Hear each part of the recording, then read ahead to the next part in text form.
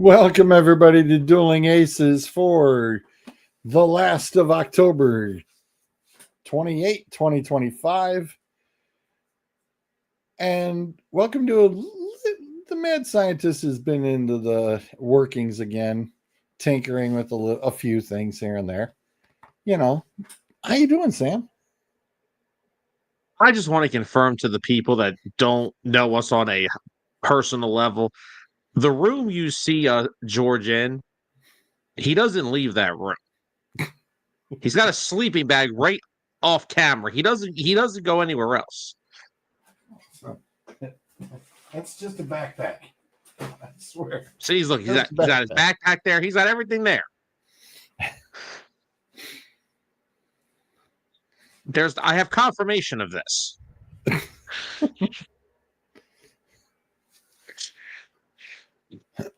In other news, so like I said, I take it you like it. Oh, like absolutely. The little baseball effect, it's like you look at the baseball, then you look back at the video, and as it's turning, it looks like the baseball's actually spinning. Oh, yeah. I thought that was a neat little effect. So, how insane has it been with the NFL season so far? Yeah. As we get into the Halloween weeks, the craziest damn things happen.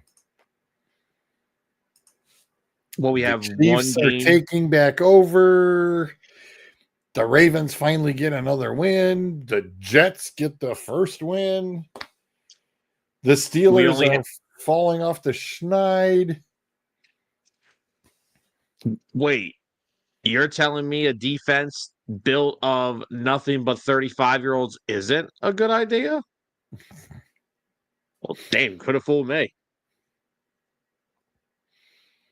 I just want to give a shout out to Vic Fangio for literally milking the last great football out of Darius Slay last year, because it is not fun. It is rough to watch him in Pittsburgh right now.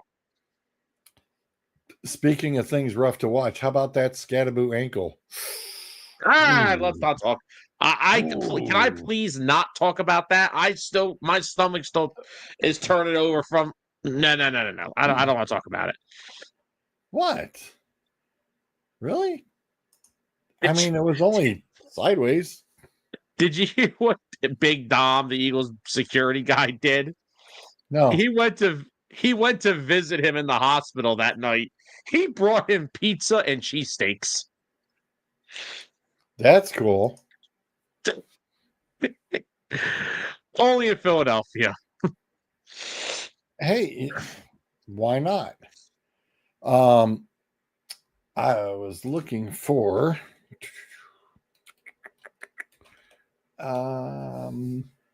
where is I was looking for Benchwarmer Brandon, his new little vid that he posted, and I was just like, oh yeah, this one's gonna be fun.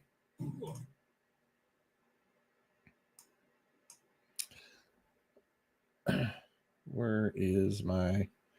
There it is. There's the share screen. This one is a good one. He wasted no time. Like, no time with this at all. Oh, boy. Oh, yes. It's good. Oh, what? Oh, the Giants can't have anything nice. What was that? I think that was the collective Giants fan base falling to their knees. Probably the entire NFL fan base. What's going on? I'm not sure. I'm still waiting for the... Oh! What? Oh! I haven't looked at the report, but I'm gonna guess it's your ankle. What about... Should I straighten it? No! Hey, can I leave yet? I'll come back later. Wait, Lamar... Okay, well, I guess he's gonna miss week 8. I'll take Cam to his place. That's a good idea. If I'm a demon, I don't want to know what you are. Walk out, follow me. I'm going to put him up with Malik. I'm sure he'll make a great neighbor. Oh, okay, so it's an NFC East type of day. Our defense is already asked, so I can't wait to see how this goes. Oh, and you're on IR, too.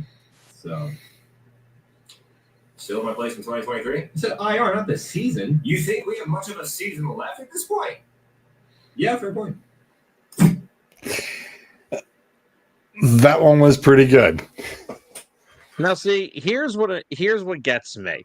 If I would have been the one to come on here and make a Malik Neighbors neighbor joke, we would have been saying goodnight Gracie already.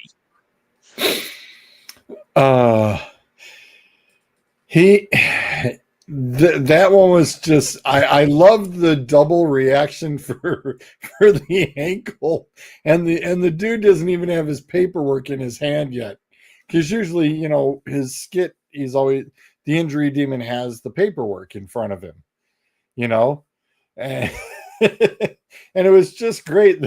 Then he went, oh, and it's like, oh, whoa. And I love the fact he goes, should I straighten it? And the editing was perfect for both to go, no, don't touch it. Oh my God. It was pretty good. But yeah, just a rough time to be a Giants fan. I mean, Malik Neighbors gets hurt, Scatabo gets hurt. It's just it's an unfortunate thing, because they actually are starting to show that maybe the quote unquote rebuild is kind of getting to a point where it's like, you know, you got some things going for you. Even when they're back healthy, I think they got when they're back healthy, you have your number one wide receiver, you got a running back. Actually, you got two decent running backs. Because Tyrone Tracy ain't no scrub either. Nope. And I still love Theo Johnson, tight end from Penn State. Jackson Dart and him have had a nice little bit of chemistry going since he became the starter. Jackson Dart, he's got like, you could have put you, me, Bruiser, and Zolt out there, wide receiver, on Sunday, and that's basically what he was playing with. It don't matter how many dudes is out hurt. The kid's a gamer. Kid's out there trying to make plays down 18 points. Oh, he was super upset when Cam went down. It was my God, dude. Oh, he was so pissed. I know, like, it almost looked like he was mad at himself for making that throw. It's like, dude, it's football. It happens. Yeah, it's like, you know, and I know he's thinking in his head, he's like, man, I could have just let him a little bit more, and he wouldn't have, you know, gotten caught like that from behind. You know, he would have been reaching out more forward, you know. It's going to be kind of one of those things of it's going to happen, you know. Freak accidents happen. It's all you can say. Sorry. Yeah. You know, it's all you can say. Yeah, exactly. It's just a freak accident. Exactly. It sucks, but, you know, hey, it is what it is. Yeah. I mean, it's just, again, it's the sport of football. I'm trying to find the it's like the longest yard scene when the great Khali kicked Skwatowski and broke his nose. Except unlike his nose, I don't think you can put Cam Scadaboo's ankle back in place right then, right there. Yeah, it's it's like, well, when I saw it, I was even just like, oh, so we have a Joe Theismann revisit, huh? Okay. For all you youngins, Google it.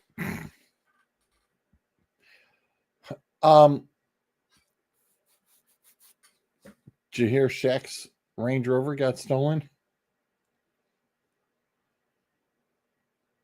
It's like, dude, how in the blue hell can you miss a custom Range Rover that is like freaking as tall as a house? I mean, think Probably about is it. His house.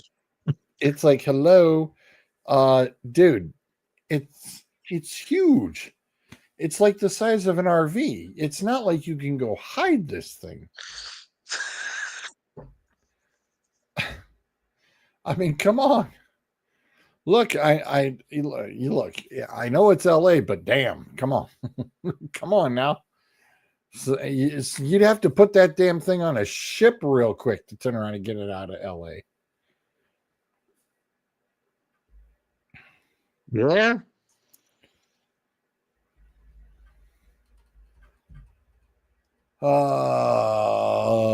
We'll tag up on the World Series for a quick moment.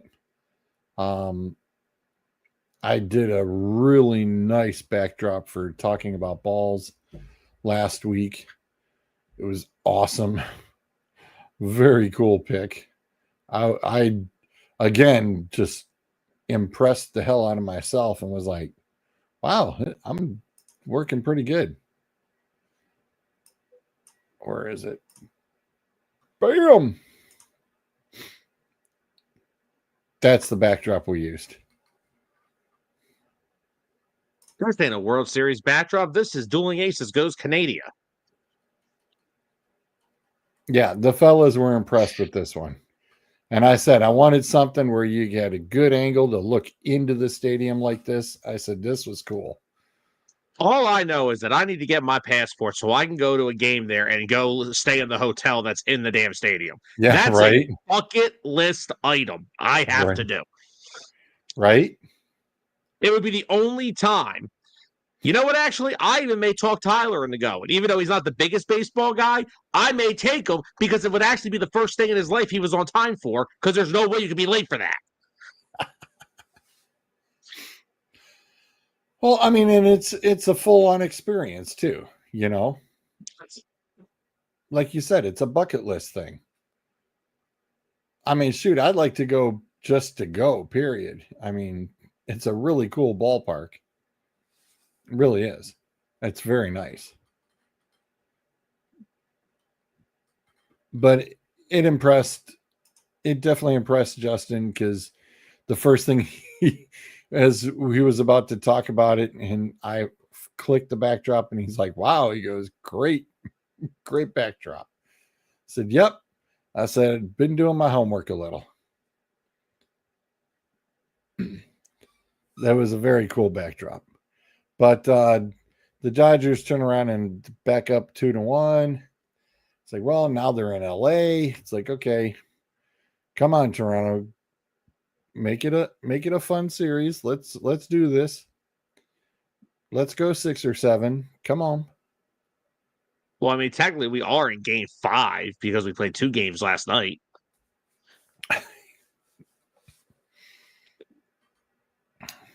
Okay. Once again, I'll say it now. I've said it my whole life. Well, his whole playing career. Freddie Freeman is one of the most underappreciated baseball players of our generation. Nobody gives Freddie the love that he deserves. And I'm so happy still that the Atlanta Braves decided to let him go. Because now I only got to deal with him like 6 times a year instead of 18. Yeah, I went over to a friend's house last night, and actually we were just hanging out and watching the football game. He was basically cleaning up from his barbecue pig roast that he did for somebody on Sunday. And, you know, we're just watching the football game and noticing that it was like, wow, baseball game was tied at 5 apiece. And I was like, oh, okay.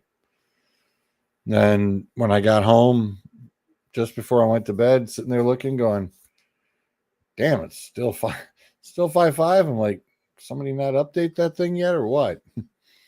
Then I had to look this morning and went, oh, damn, we went late last night. I was like, good thing I'm not a diehard. Woo-hoo-hoo. Hey, Scott, what's going on, my friend? How you doing? So, yeah, so 18 Wait, did that say wait, was that a Facebook comment? I thought we weren't over there anymore.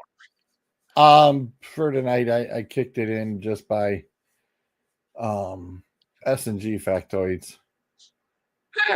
So that's why it's on. It doesn't hurt.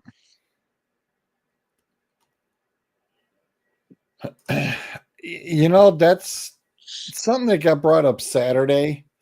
They said, who are your top five? Who are your top five um, greatest baseball players? And I've got some personal ones for personal reasons, but it was like, you know, I did. I'm sorry, Uh, but I mean, when Shohei Otani does something Babe Ruth-ish in this modern era, yeah, hello, like yeah, where do you go? Where do you go after that? I mean, the guy literally in the NLCS had a game where he hit 3 home runs and struck out 10 in 6 Yeah, shutout innings. And yeah, again, like you said, I'm so happy you brought up the Babe Ruth thing, and then you said the modern era. The reason people are like, "Oh, well, what makes that better than Babe Ruth?" No offense to Babe Ruth, he wasn't facing when he was hitting. Those guys weren't throwing 100. nope. The guys that he was homering off of, they were going home that night, getting ready to work at the Carpenters Union the next day. And throwing about 35 to 40 miles an hour. Exactly. I'm not taking Yeah, away what Babe Ruth was. Babe Ruth's one of the greatest baseball right. players we've ever seen. But baseball is the one sport we're talking about greatest of all time, excuse me, can change so much because of the eras and how much they changed. Like football, it's kind of like football, it's changed, but it's still football. There's still physicality, there's still all that stuff. Baseball is the one thing that has changed so much that it's hard to pinpoint that.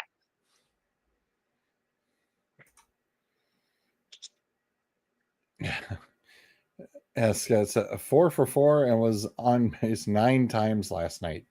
9 times. Yeah, on the two homer. Yeah, I like I said, it clearly showed, and everybody was kind of like, yeah, they put him like in around 2, 3, and I was like, no, I'm sorry, but it's like you don't get put into instant baseball, you know, Mount Rushmore without just literally taking over a game. And I mean, you could say you literally whooped them by yourself. It's like, hello. Yeah, you took on the team almost by yourself. Oh, he is the starting pitcher tonight? Yeah. And George Springer is not in the lineup. Yet. So Yet. no, he's not going to play. He left yesterday with pain in his side, and he was not able to play today. So something to monitor for the rest of the season. I mean, series. Well, yeah, season. Thanks, Captain Obvious. But you know what?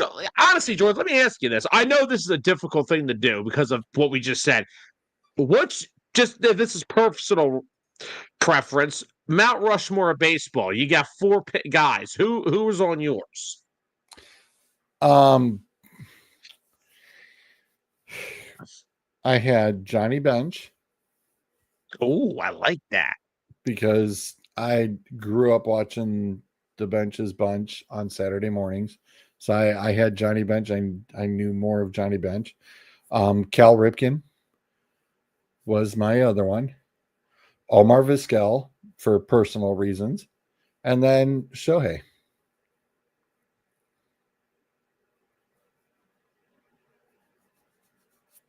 Those are my dudes.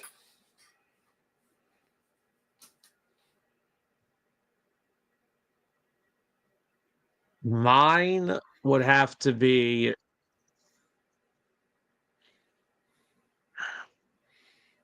Shohei.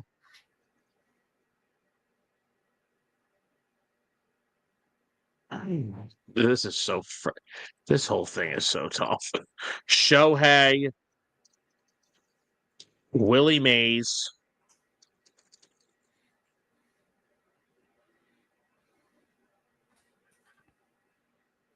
Barry Bonds. No, I don't give a shit about the PEDs. I don't. He was a freaking 5-tool player before that.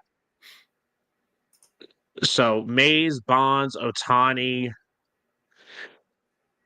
I kind of want. I'm trying to think of.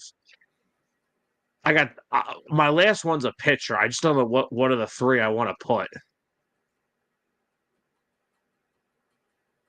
Nah, give me Nolan Ryan. I'll put Nolan on mine. Yeah, so Nolan was on somebody else's too. I had two other guys that I like, guys that I preference. One of them was Roger Clemens, and then the other one was Pedro. Okay.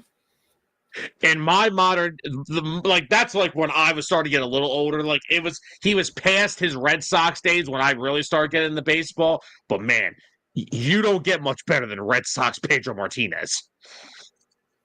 Scott likes Miggy, Verlander, Aaron, and Otani. Hank Aaron was right there with Hank Aaron was right there for me as well. It's just I love Willie Mays. I don't know why, but Willie Mays is always like someone I like to read up on, someone I like to hear about. I always like Willie. Ooh, somebody just sent this bad boy to me. Look at that close up. Oh, yeah, baby. That sucker is popped through the sock. Oh, man. That's the best close up yet. Oh, yes, sir. Oh. Well, they said that the surgery went very well today, so I said it shouldn't have taken much. That sucker was clearly snapped clean around. Sam's like, nope, not looking. Not looking. I'm on my phone. I'm not coming back. Not looking. Okay, all right. There we go. I'm gonna save that one. Gotta download that bad boy. Why? Why do you want to save that? You sick bastard. Keep it in my arsenal. Oh my God. Oh, ladies and gentlemen, he is now going to show that to me every time I make an old joke. Oh, that's a great idea. All right, I'll make him exult now. Yeah, I was going to say, once he gets in here, it is his birthday. Oh my God. But yeah, that would be my Mount Rushmore. I'm firm on that because Willie Mays easily one of the best center fielders of all time. Nolan Ryan, 5,000 career strikeouts. Don't think we'll ever see that again. We won't see Cal Ripken's record. Yeah. You're not seeing that broken. Otani, one of the best, literally one of the only and best two-way pit players we've ever seen. And again, Barry Bonds, again, like I said, missed me with the steroid stuff. He was a 5-tool player in Pittsburgh before all that stuff even started. Yep. So, give me Barry.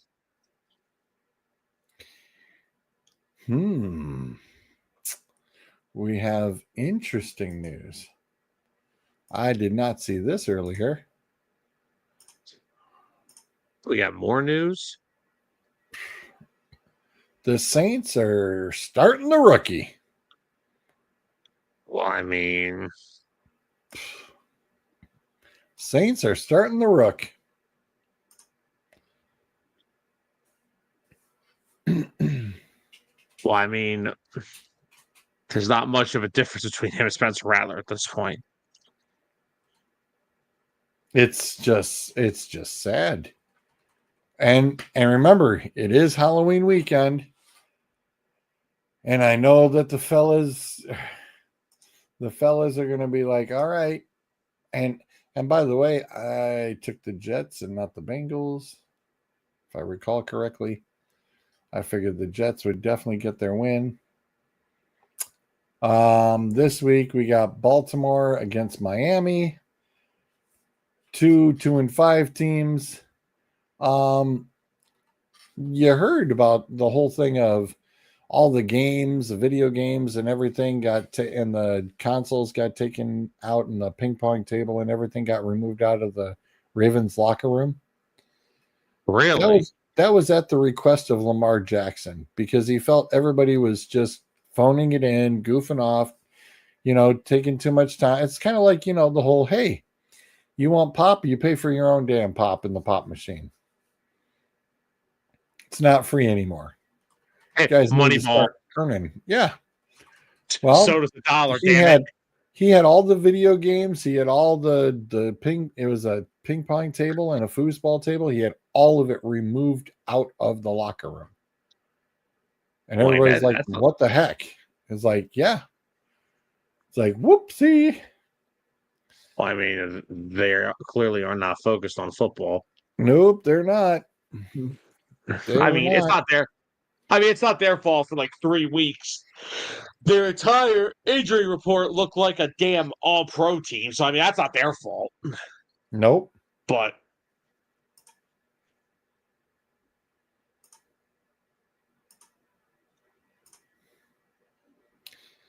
Um, oh crap. really?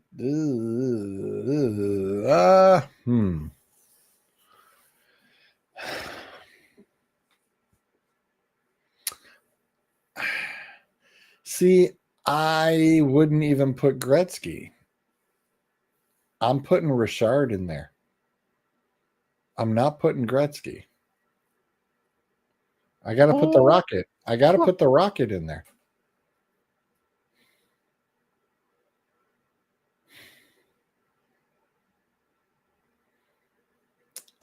Basketball, Bryce will argue till the cows come home about LeBron.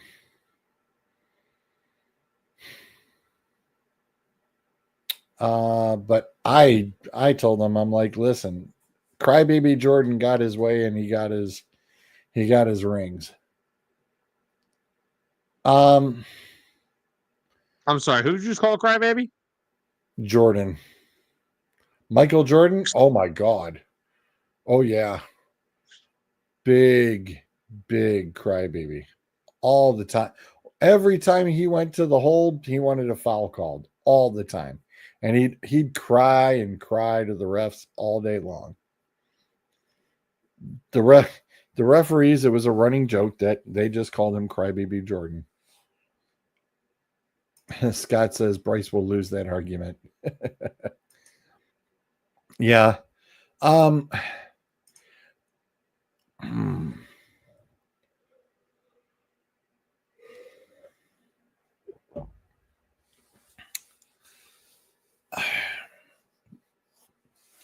Football, I cannot put Tom Brady there.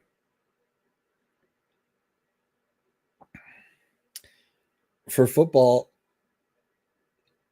yeah, I know that's all LeBron does too. Where do you think LeBron learned it from? For football, I'm sorry, but I got to go with Jim Brown on football. I can't put Tom Brady there.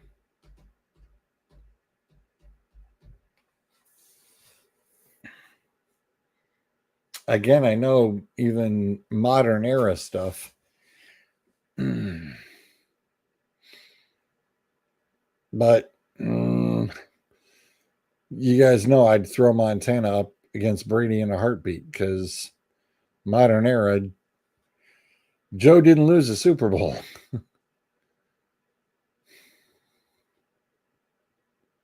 Yeah. That's such a tough conversation because yes, no, he never lost, but he also didn't win 7. It's like it's such a hard. And you got to remember that football's become a form of wuss of itself when Brady's been playing. You turn around and you have Tom Brady actually have to get hit, and Tom Brady is the injured Tom Brady a little bit more often than what he was. If Tom Brady had to play back in the 80s into the 90s, he'd be a rag doll. Like the one I can never stand is like, oh well, yeah, Jordan's 6-0 in the finals, but LeBron's been to 11. Yeah, and he's lost like 7 of them. That's not Mount Rushmore status. Now, if LeBron lost some finals, that's fine. And the guys lose. Kobe lost. Shaq lost. Right. Yep. These guys lose. Teams lose. All right. Yes, Jordan went 6 for 6. Jordan also retired twice. So, but you can't win 4 and lose 6 or 7. Now, if you win 6, at least, like, if you win 6 and, he's 6 and 6 in the finals. All right, but he's tied Jordan for 6 rings. And that's why I've always said, if we're strictly in basketball is probably the most toxic conversation to have about this. Football, there will be disagreements. Ooh. I like Clint's got a very nice, interesting list there. All right. Scott, I don't know why you wouldn't. I don't think it matters that he didn't play long enough. Barry Sanders was a guy who literally broke the mold for guys like Tomlinson and guys like Barkley. It's all off of Barry's athleticism. So you can throw Barry up there all you want. Clint, that's a very interesting list, my man. He's slapping Kareem on up there. It's like, ooh. I like the Kareem. That's interesting. Jerry, yeah.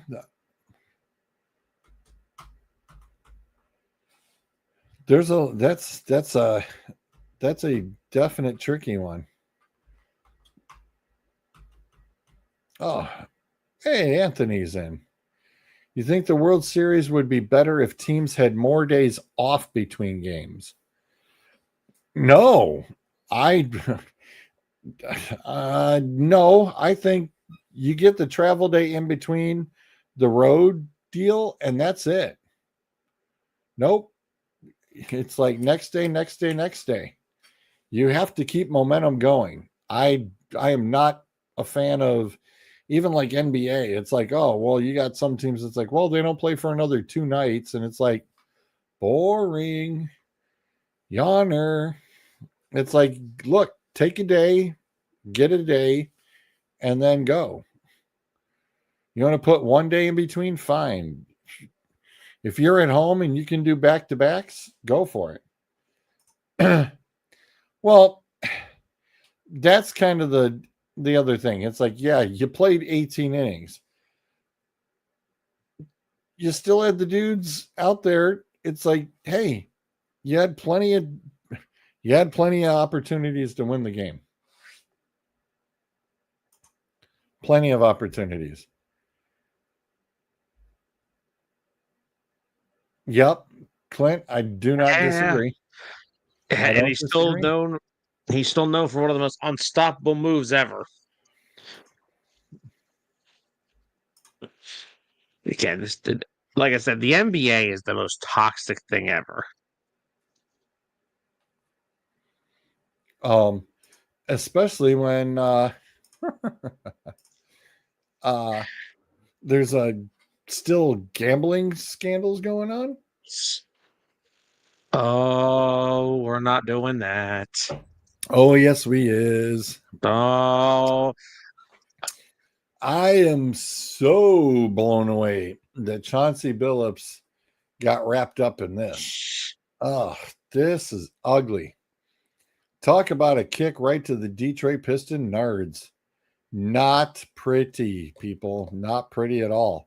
And let alone Portland as your head coach. Your head coach. I don't know if you saw the video this morning of the guys interviewing one of the gentlemen who showed that his phone looked like his cell phone. And he shuffled the deck just above his phone, and the phone would tell him who was going to get the winning hand of Texas Hold'em cards. And it chimed and it pinged, and it says if he had an earpiece in like he was listening to music, it would just indicate to him and it would tell him which hand was going to win. so he could sit there and fold if he wasn't the winning hand. And I was like, dude, that's sick. That was totally sick.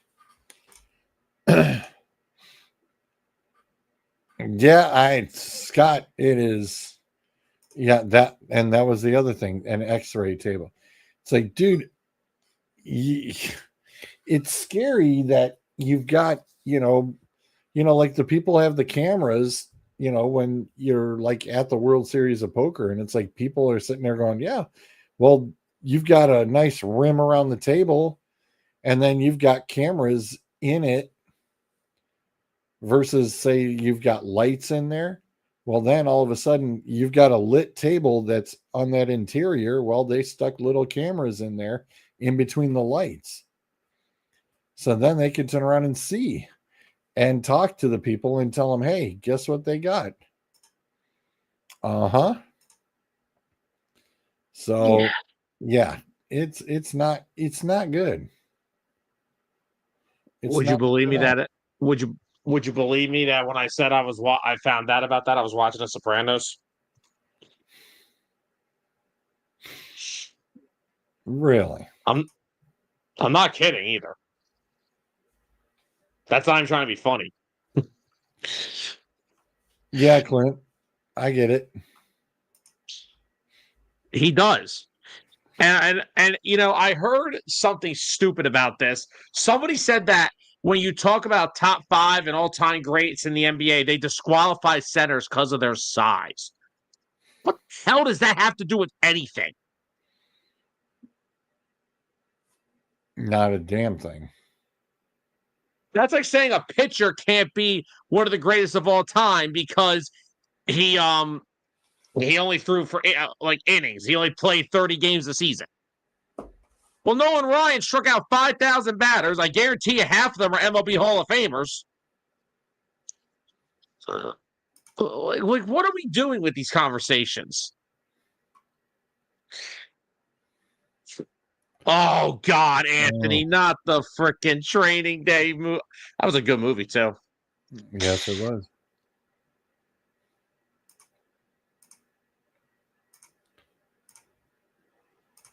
Well, let's take a quick peek at this week's circus. So, the bye weeks go to the Cleveland, New York, Philly, and Tampa.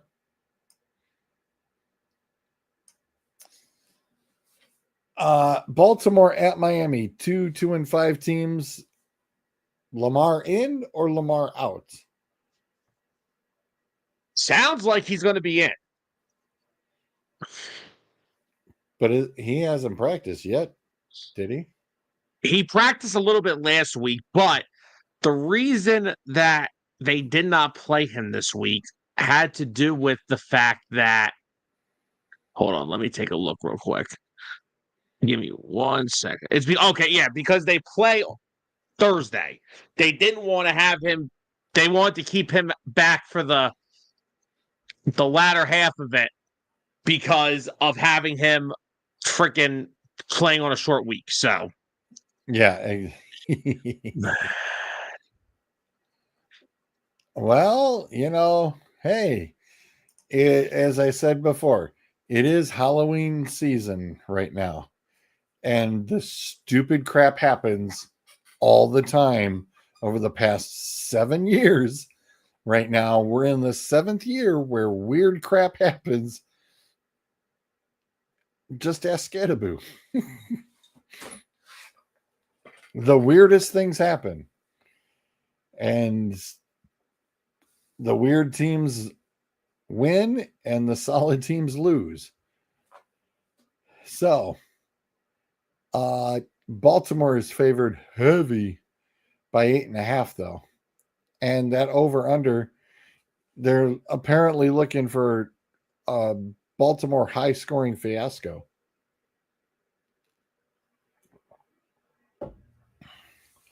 But if Lamar's back, yeah, I'll go for a Baltimore win on that. Even though I am spooked by the Halloween ordeal, and it is in Miami. So that is one of those weird things. What do you think? I don't know. This whole situation, I don't know. If Lamar's in, I say Baltimore wins. If Lamar's out, nope. I don't think Yeah. so. Yeah. Chicago at Cincinnati. Dude, Oh my God. I mean, honestly, you know what? I'm going to come out and say it. If there is any quarterback that could actually make the Bengals defense look good, it's probably Caleb Williams. Brandon turned around and had another video. He had a video thing of he had the Jets. It was the Jets, and he's just staring at Cincinnati, and he just starts laughing a little. And it's like, what is going on?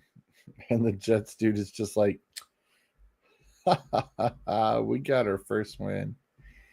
And then Annie, of course, Annie jumps into it, and she has the Jets person going, yeah, and she's just like, okay, you won a game. Act like you've been here before. And they're like, it's the only one we've won. It's like, yeah, we get it. We get it. It's not been But I'm taking Chicago. I'm scared. It's like I've got Brown in one league with Chase, and they're on the same. It's like I'm stuck on that drafted the same damn team, and I'm just like, man, I should have just left it alone. I really should have, but I didn't.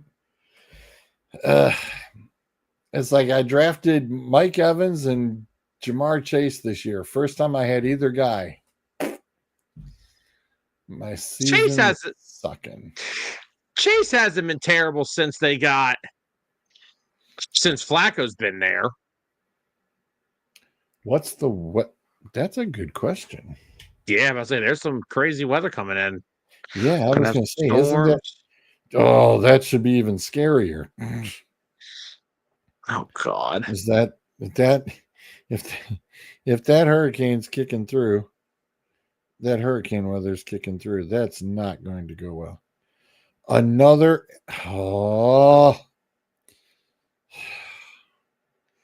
This is not going well for me. It has been a rough, hasn't even been a week. Jesus.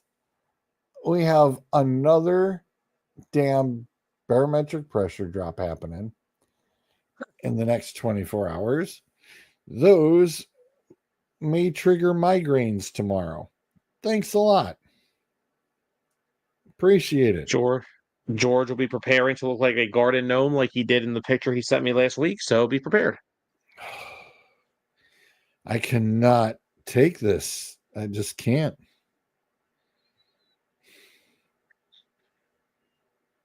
That is the weather is actually gorgeous. 80 degrees and no rain. Nighttime is a low of 64 overnight, but you can pretty much expect it just be from 80 to about 70 degrees the whole time. I know what you were looking for, Anthony. Yep. Jesus, man. Did not need the dang migraine weather triggering again. This is crap.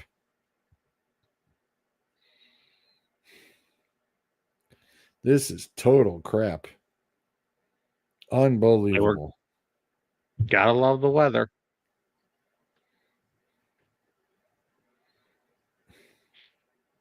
No, I don't. No, I do not.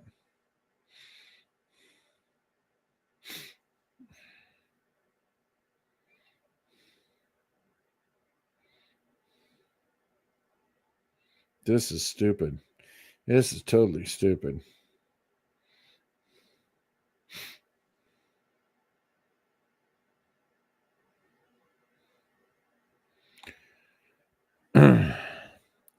This is totally stupid. But anywho's. Next up, Minnesota at Detroit. Hey, all right. Lions coming off the bye week. Woo, freebie. Vikings are getting every quarterback they have killed.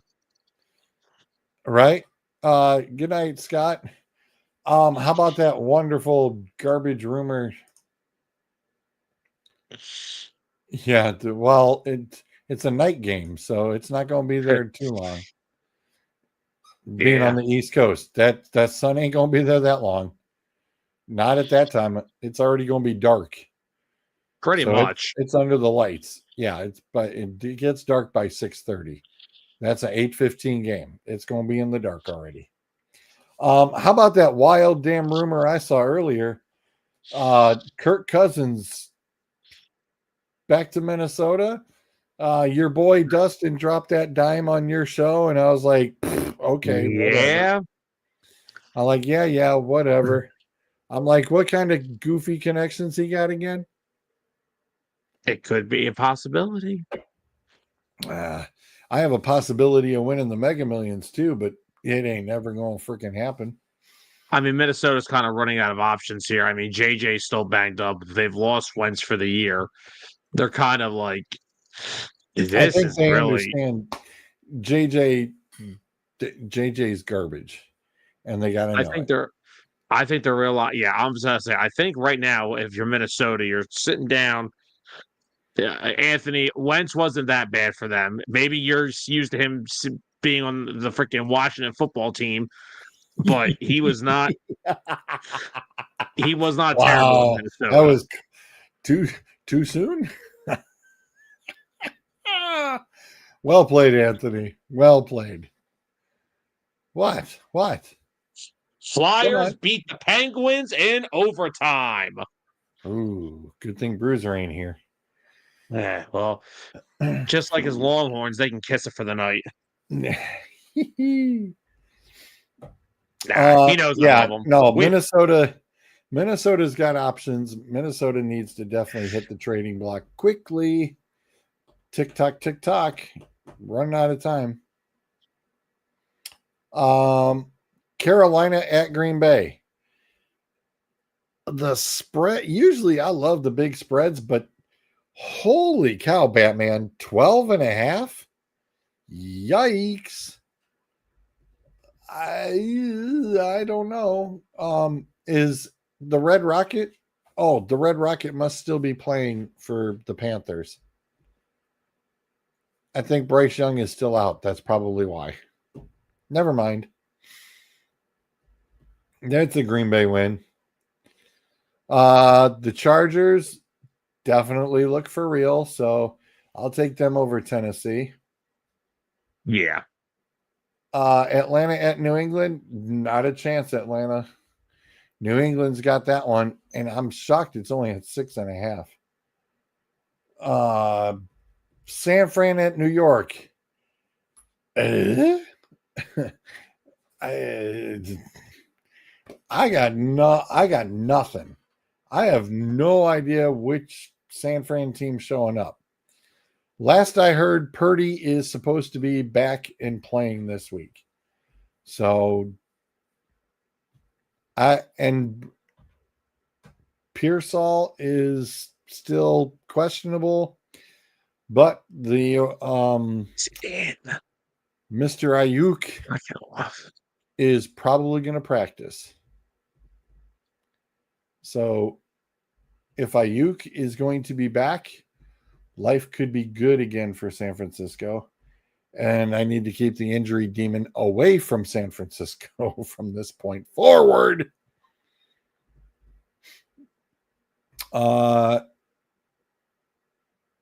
So yeah, I think Jackson Dart's kind of almost out of weapons. So yeah, in the snoozer, I'll take San Fran. Indy against Pittsburgh. What is in the water with Indy? Because there's something in the water. Daniel Jones, nobody's even saying anything about him, But Sam, I'm going to put it to you. Daniel Jones and the MVP conversation. Yeah. By the way, nope, game's still going. By the way, a phantom offsides was called, so no goal. Oh, bullshit. It's Sidney Crosby. What the fuck you expect? Guy gets more Right. fucking calls than fucking LeBron James does. But not just Daniel Jones. We may have to start talking about Jonathan Taylor being in the MVP talk. Yeah, but you got to bring Daniel. You can't believe we got to say Daniel Jones in MVP in the same sentence.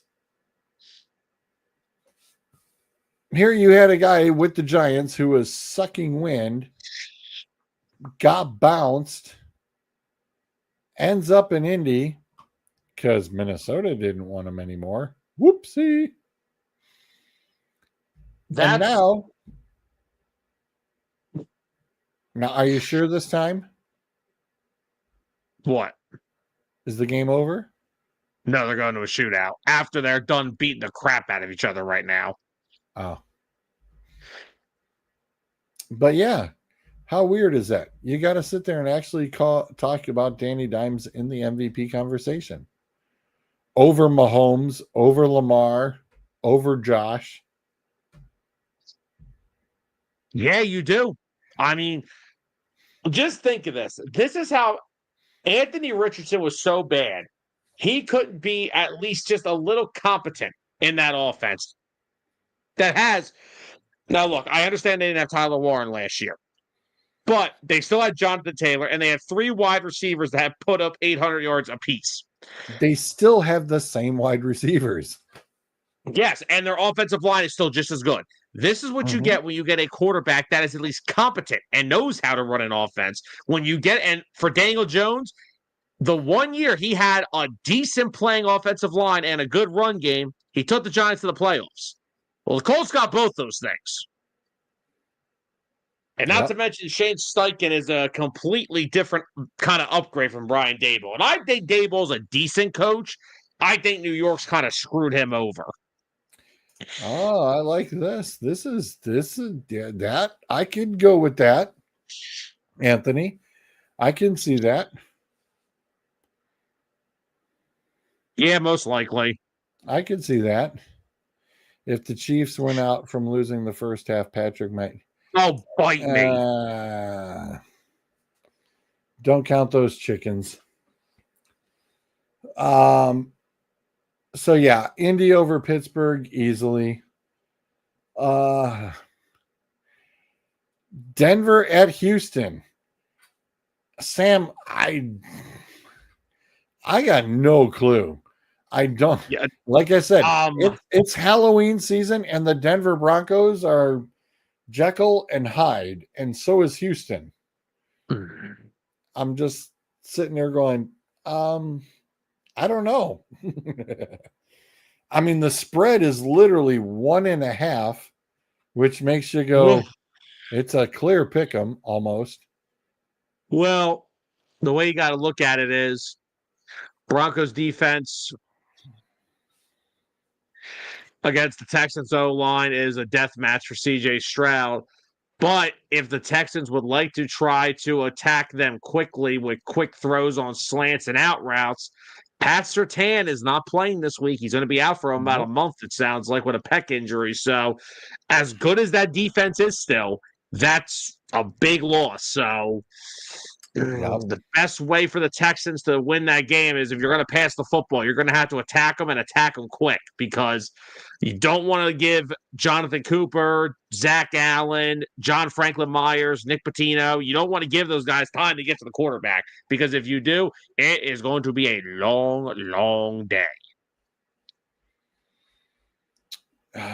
Yeah. As Justin likes to say, in these cases, you go with the home team. So I'm going to go with the home team on this one, especially if they wear their those blue unis again. Those are sharp. Do the Broncos ones? The downtown unis? No, Houston. Oh, Those Houston, I didn't downtown see mirrors. those. Oh yeah, they're sharp. It's the alternative design. Ah, Um, Jacksonville at Vegas. who cares? Um, Give me Jacksonville. Come on. uh, hang on. Warning. Breaking news, even.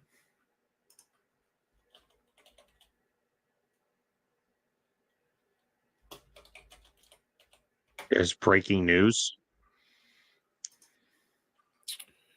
Yes, sir. Oh, Mr. yeah. Tyler Lockett is a Raider, ladies and gents.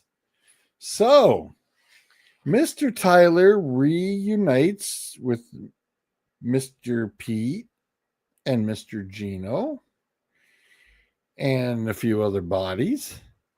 And I'm like, that's very interesting.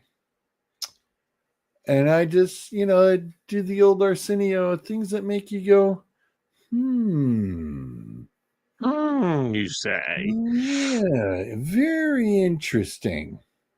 When you get a quarterback, one of his more reliable individuals back to him, you kind of go, you know what? It's like a comfort blanket. And he's got his guy. And I was like, well, okay.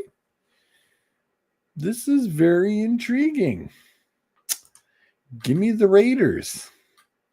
I'm taking the Raiders on this one. By the way, World Series update. Third inning, Blue Jays lead the Dodgers 2-1.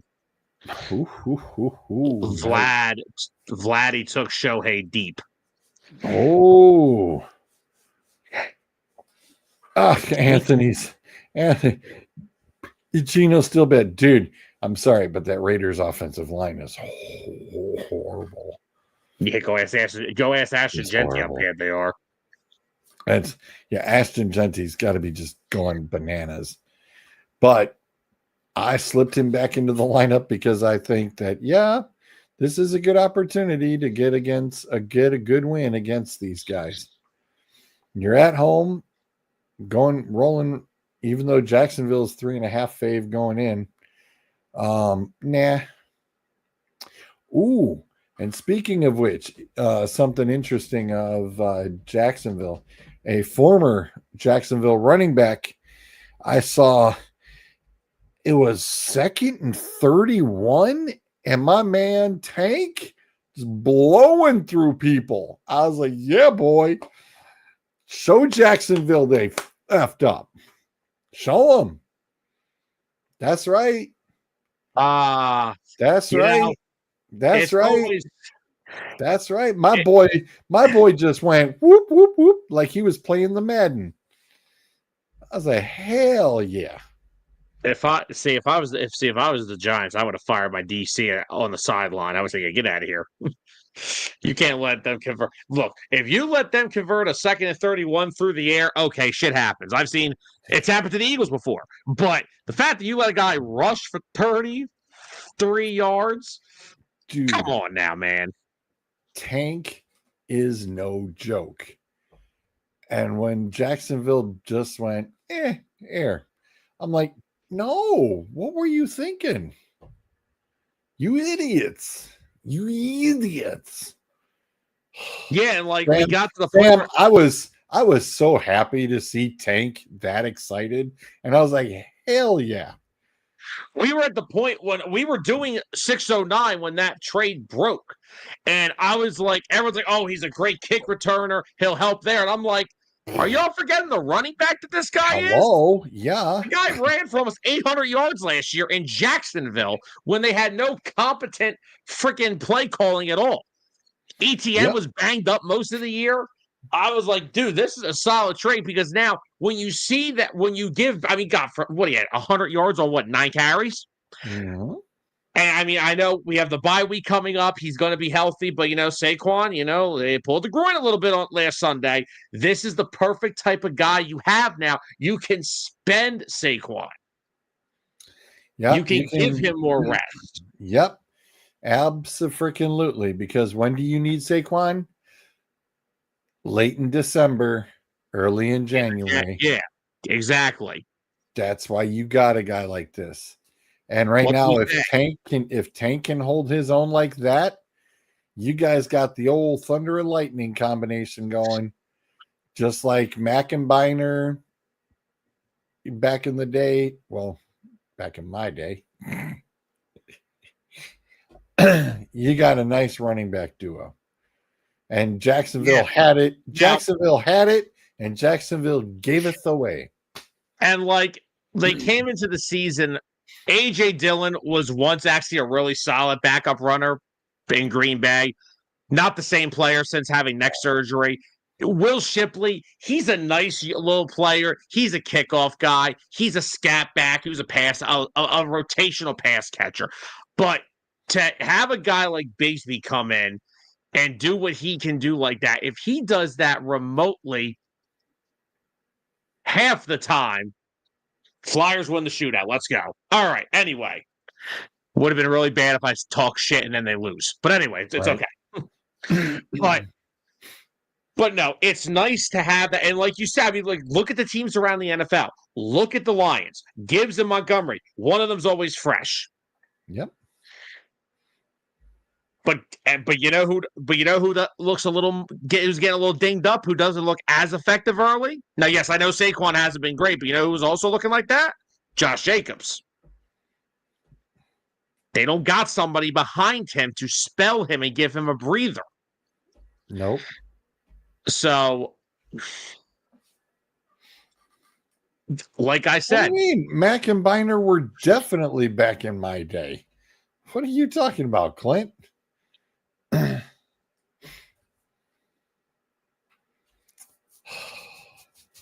Clint, I even had Eric Metcalf back in my day. Thank you.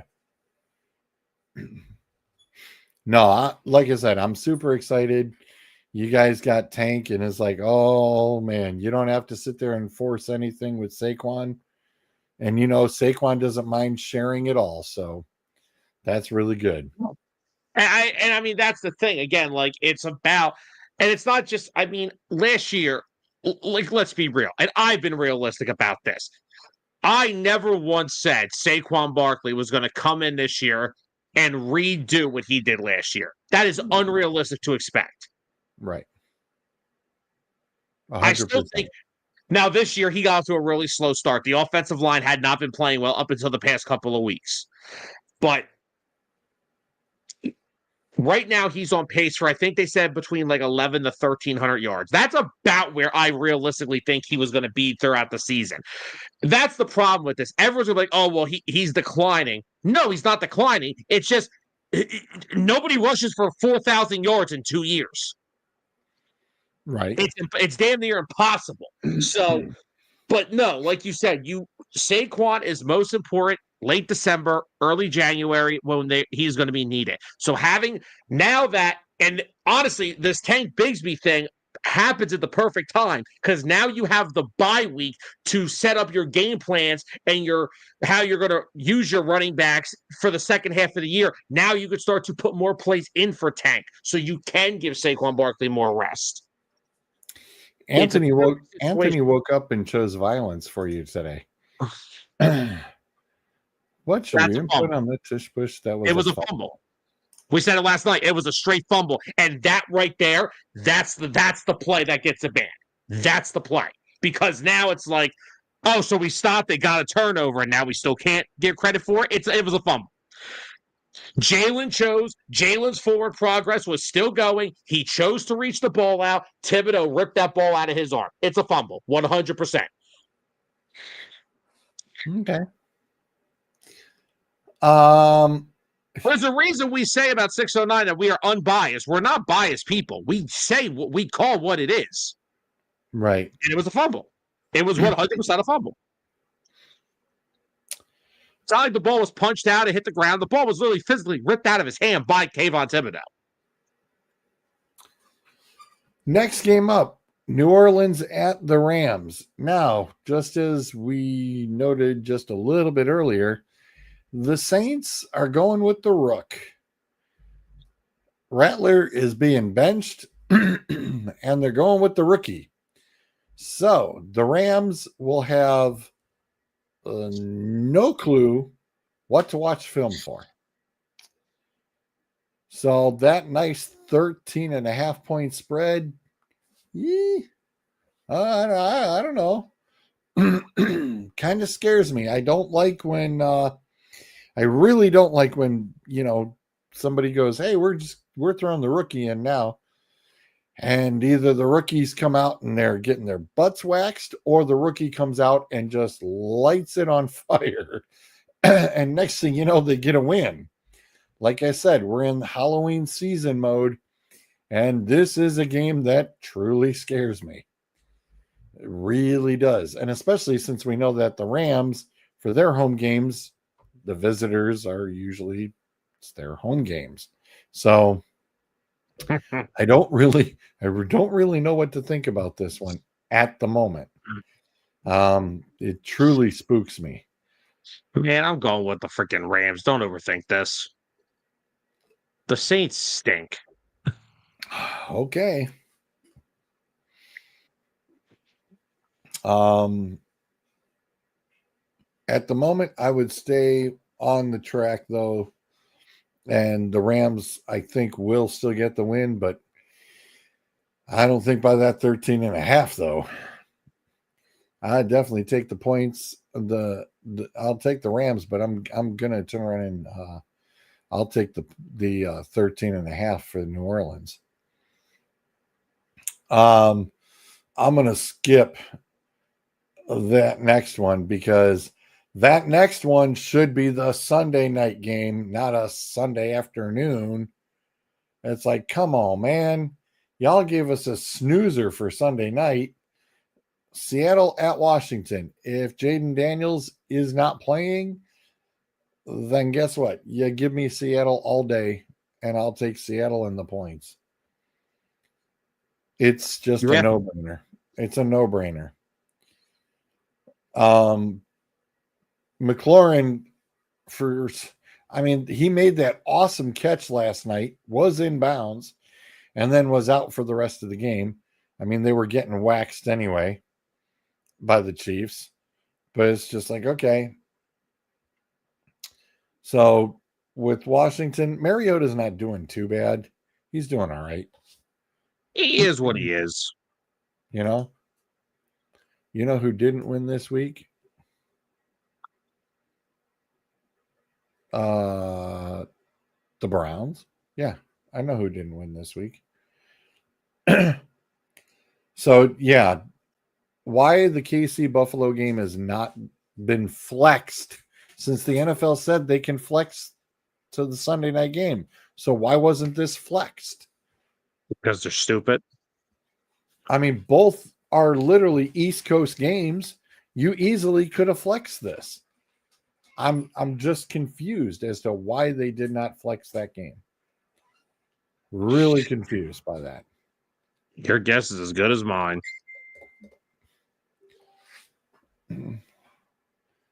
I don't know who is pinging, but last up, the snoozer, Arizona at Dallas.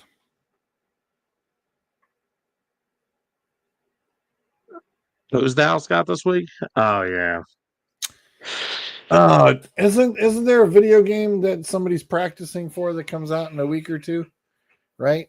Oh boy. Isn't he still practicing his video game? I'm sorry. I'm taking Dallas all day, and that's an insult at 2.5. I don't know what they're thinking. That's an insult. Is Dallas home? Yes. Oh, why is that low? Have you seen Dallas's offense at home this year? They're freaking ridiculous. I don't know, Sam. I just don't know. I'm sorry. Wait, what fan am I again? And I'm saying that. Like, that offense is ridiculous. Yeah, you know what? They gotta share the wealth though. They can't put all the hot games on Monday night. They gotta. Listen, why? It has to be fairly balanced. Listen, just answer me the question, guys. And I'm not trying to be, I just want to know, what do we benefit from watching Josh Allen lose to his dad for the 20th time on national television? Yeah, I'm sorry. Kansas City really hasn't been playing anybody lately. This is the first defense they're finally going to be playing again. I'm taking Buffalo.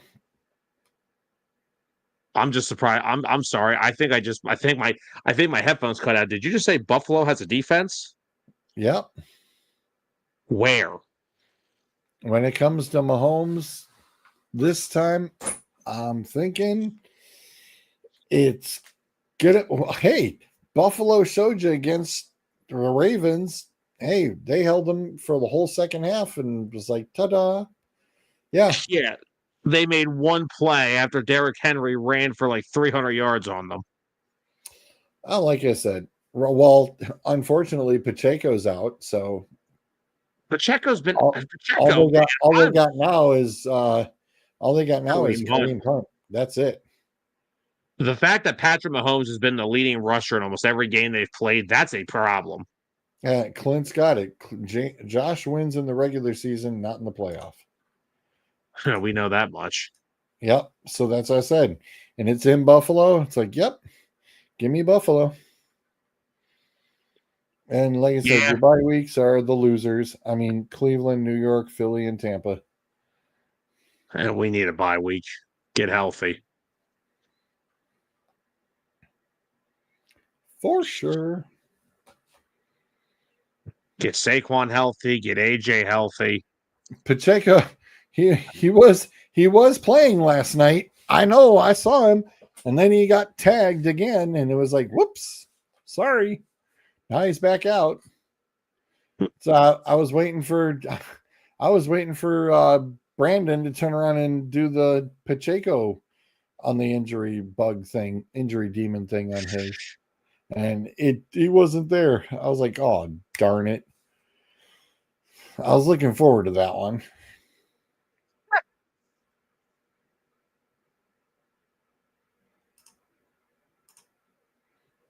All right. Don't worry, I'm still here. Look, we don't condone your drinking habits. Not yet. Oh, yeah. That's what I'm doing.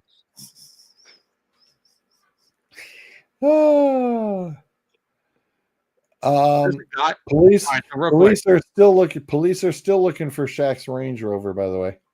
They ain't found it. Not. No, they're not. They found that they're driving it. I don't think they can reach the gas pedal. Jesus, I need a 7 foot. I need an 8 vertical just to get to the damn pedal.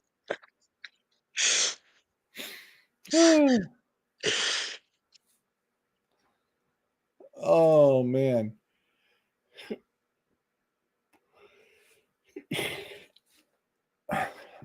I know it's early in this basketball season. I'm just going to take a quick peek over at the wonderful ranking to see where everybody's at right now. Take a quick peek. It's only 4 games in, but let's take a peeky. Why not? Chicago Bulls 3-0. The 76ers. Hey, Sam, look at that. Well, we're about to drop the 3-1. We're about to drop to the Wizards here. But second half of a back-to-back, it happens. And the Cavs are 3-1. They started out horrifying. Put a stinker out on the opener, and then guess what? Whoop.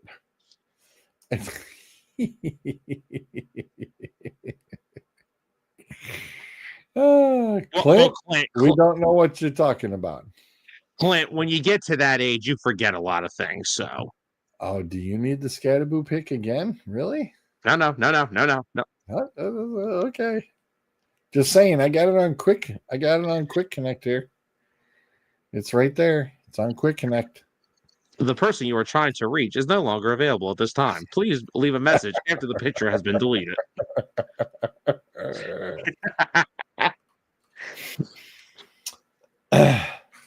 Yeah, there isn't a whole lot, to go off of it with it being this early in the season. Yeah, give me let's get like a 20 game sample size in, then we'll start talking about it more.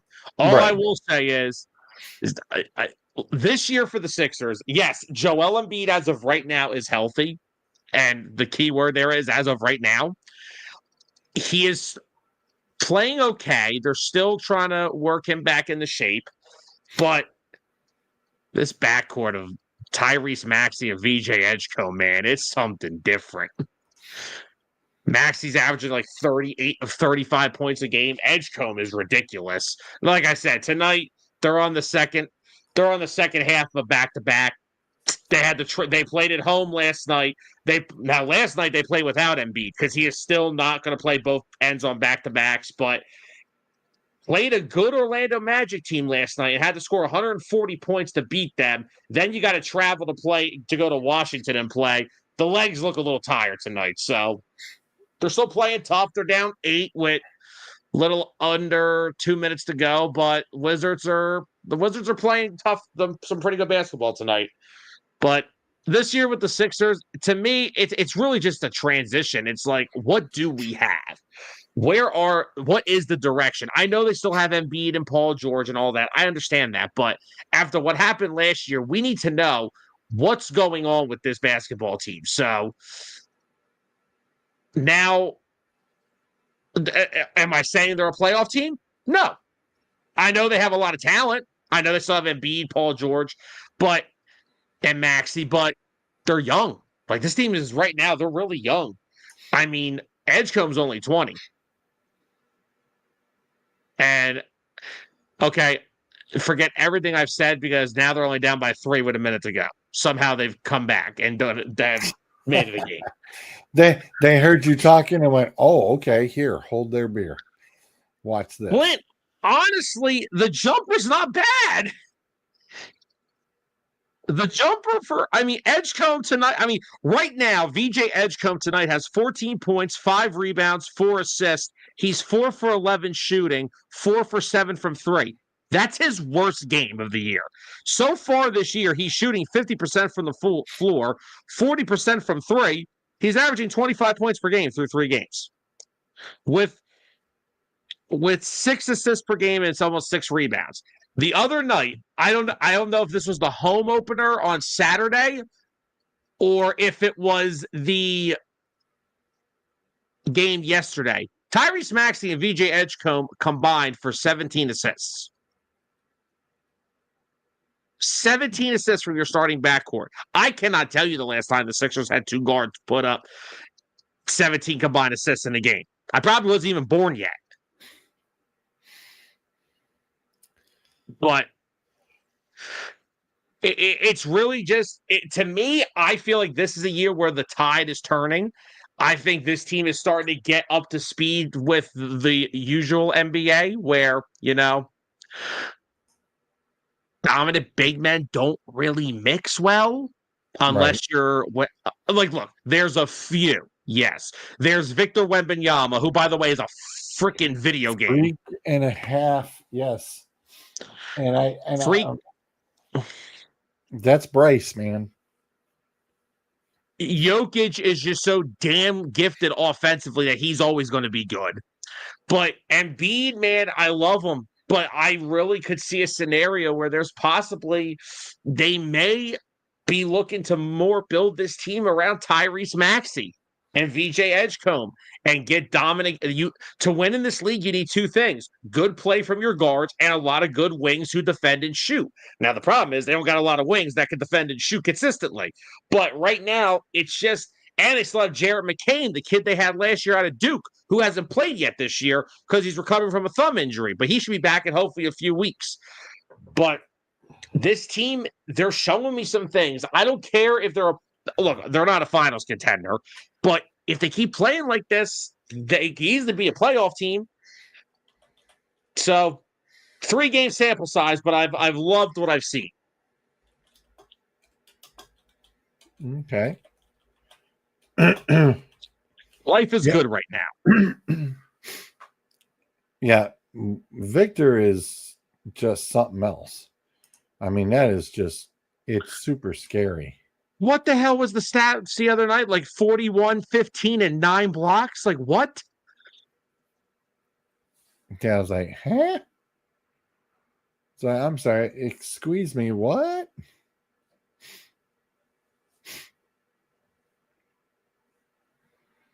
Yeah, super scary. Just a bit. Just Just a little bit. Just a wee little bit.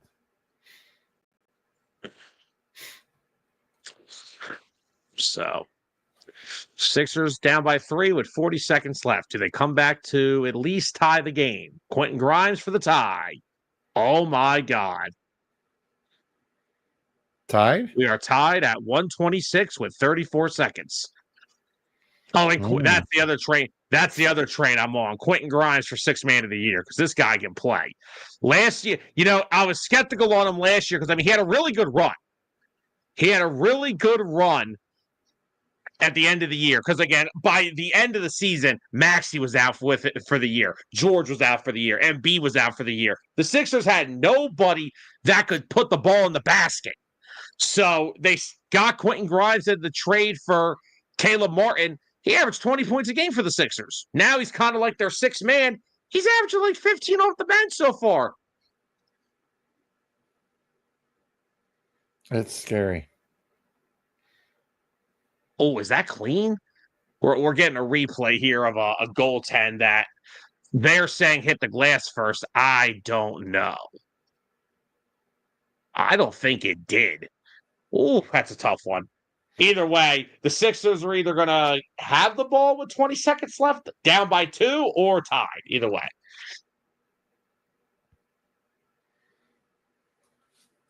Yeah, take your pick with that.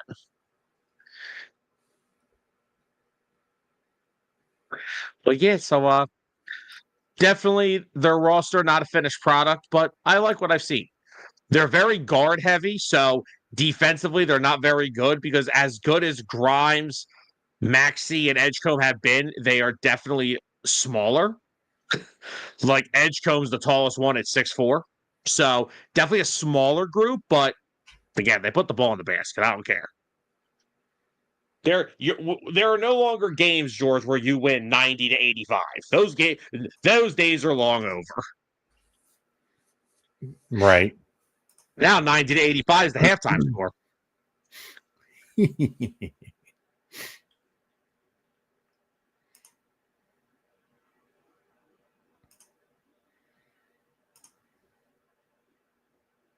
So, but yeah, life is good as of right now. Now, as long as Brian Kelly doesn't take the freaking Penn State job, my life is good.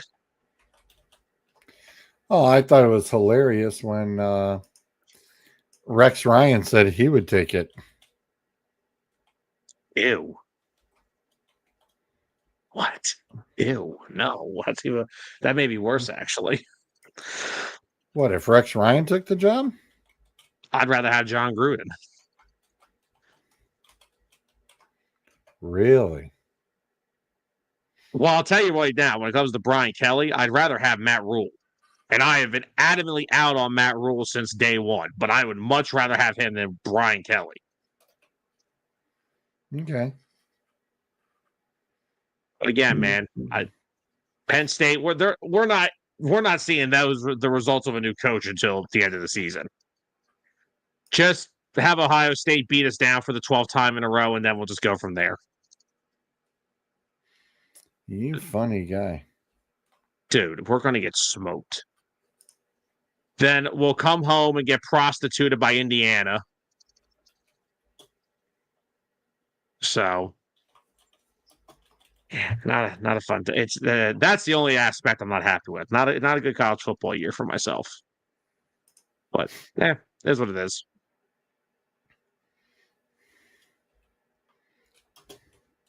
I was going to say, who do you want in that spot? All right, so I brought this up briefly last week, but I can. So I have a couple of guys I have a couple tiers here. I Okay. have head coaches that I think are realistic. I have one head coach that I wouldn't mind because of being familiar with him. Then I have a couple coordinators. Then I have one NFL guy. So the head coaches that I have that I think are kind of realistic are Eli Drinkwitz, who is currently Missouri's head coach. I think he would be interested. I think Penn State would pay him a pretty penny. Alex Golish, who is the head coach at South Florida. South Florida has been the AP top 25 this year. He was also the offensive coordinator at Tennessee when they had Hayden Hooker, and their offense was really good. So kind of intrigues me.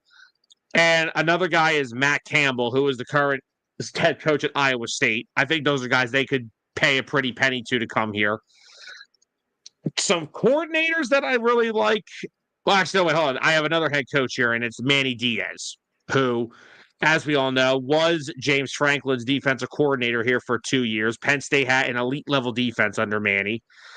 He's been the Duke head coach over the past couple of years and has led them to his first year there, led them to a 9-win season. So he's been in Happy Valley before. He's coached at Penn State. I would have no issue with it whatsoever. So I kind of don't want the defensive-minded guy, but it is what it is. Some coordinators that I've thought about are Will Stein, who is Oregon's current offensive coordinator, Mike Shanahan, who is Indiana's offensive coordinator, and, when in doubt, if you can't get Kurt Signetti, you go get his right-hand man. Same thing over with Oregon. Brian Hartline, who now his name is starting to surface in the head coaching search for Penn. Hey, watch your mouth. Hey, be quiet, okay? Be freaking quiet. Hey, look, don't make me bounce it. The birthday boy's here.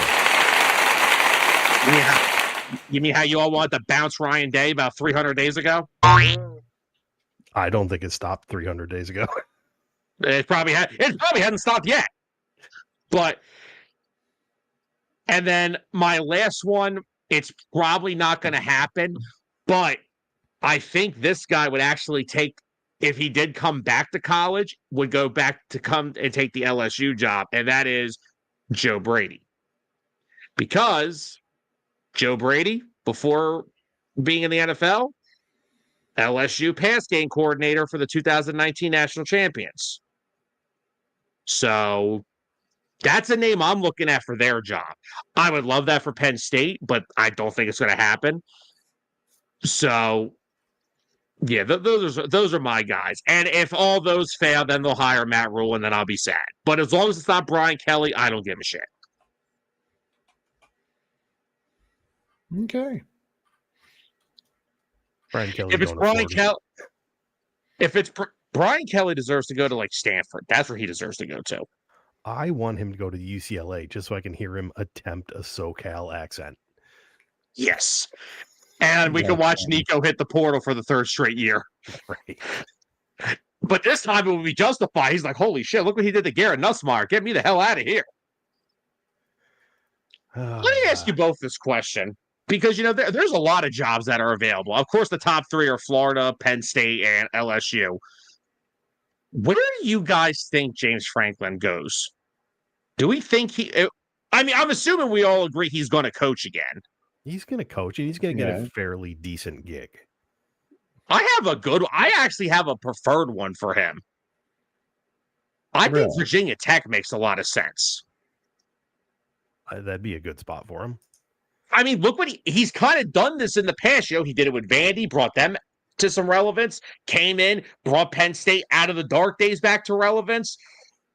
Virginia Tech's not a bad landing spot. I think that's my personal favorite.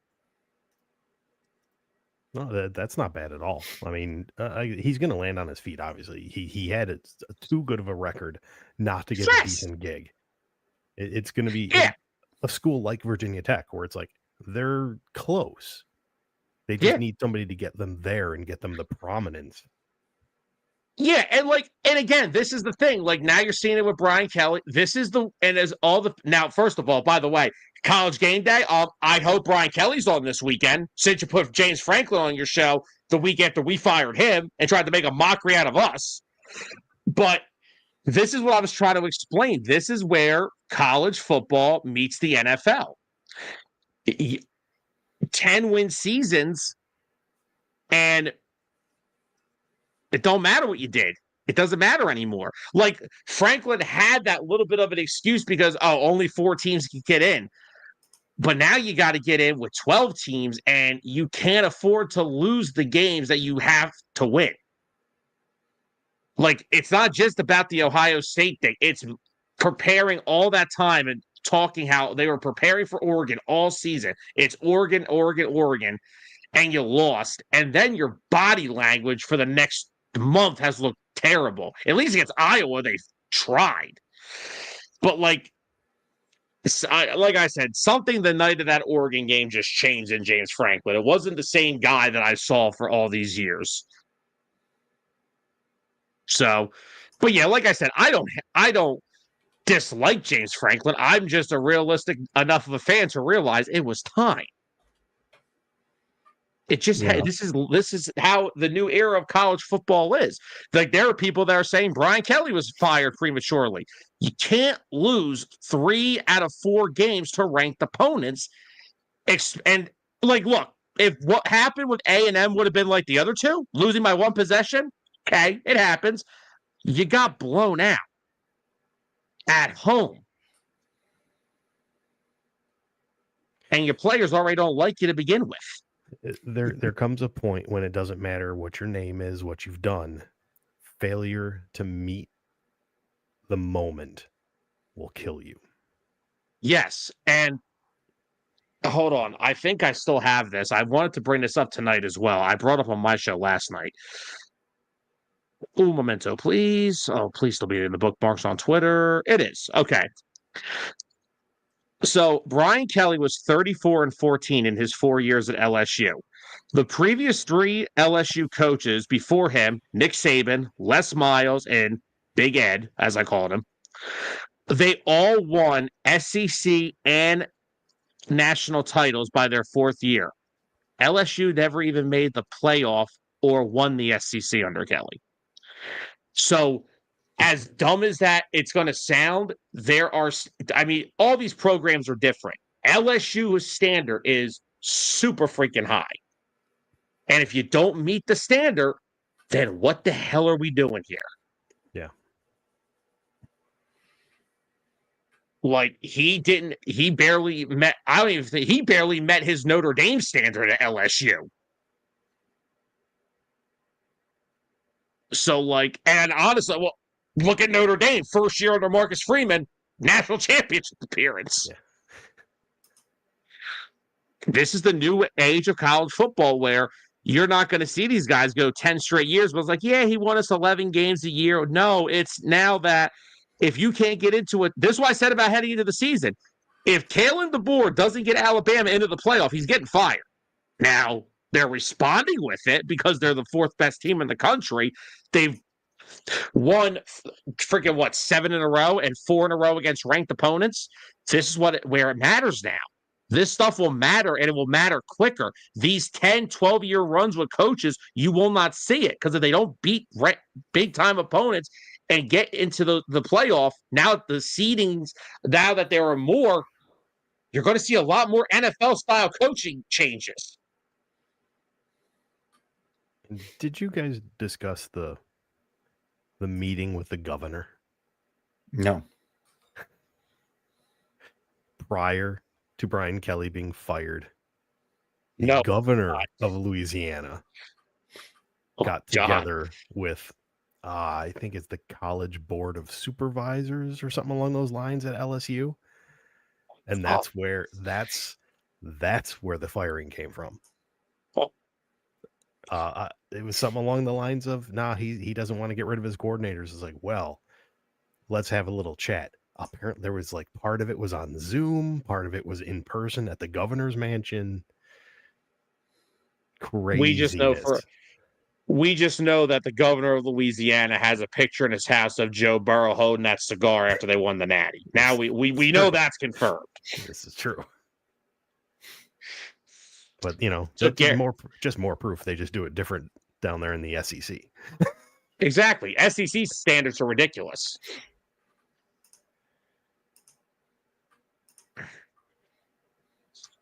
But yeah, the whole Brian Kelly thing is just that's more of not a surprise to me than it was with Franklin, because Brian Kelly, I hate to, not a guy. I'm not so much an I told you so kind of guy, but I do want to bring up prior to the season starting, when we threw the top 15 teams in the preseason rankings and we asked the question, who's not going to make the playoff?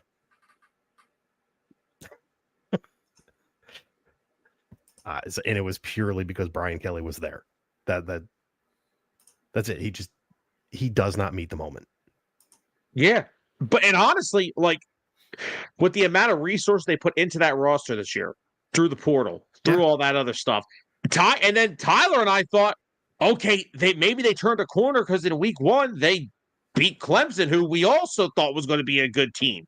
So heading after week 1, you're like, wow, maybe LSU and Brian Kelly have finally, figure something out here. But did you get that check, by the way? Did I get that check? Clint, I could neither confirm nor deny the existence of a check that may or may not have arrived. It's much appreciated, sir. Yes, so once again, happy birthday, by the way. I appreciate it. I appreciate it. Anthony, it's kind of weird being on this side of 30.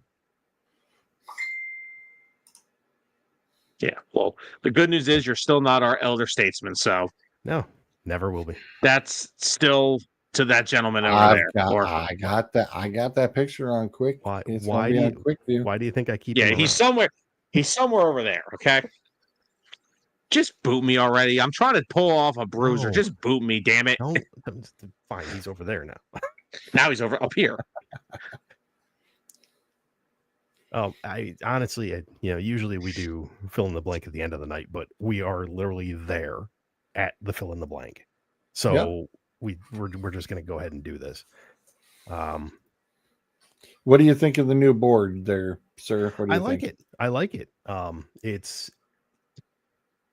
There's even a new intro. Yeah, you know what? It is certainly possible that one day I may see it. I dropped it in the chat. I know. I'll take a look when I have a moment. It's there. Here we go. Most expensive buyouts in college football history.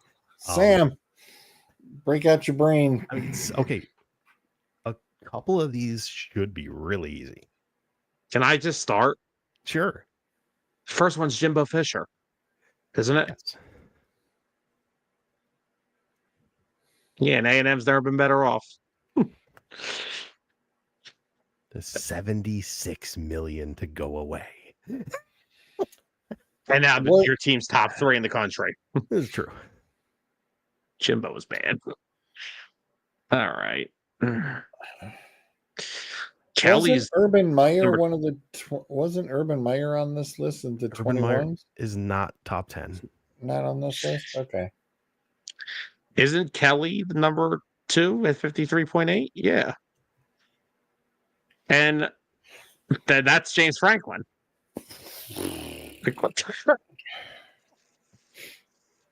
Okay, now it gets harder.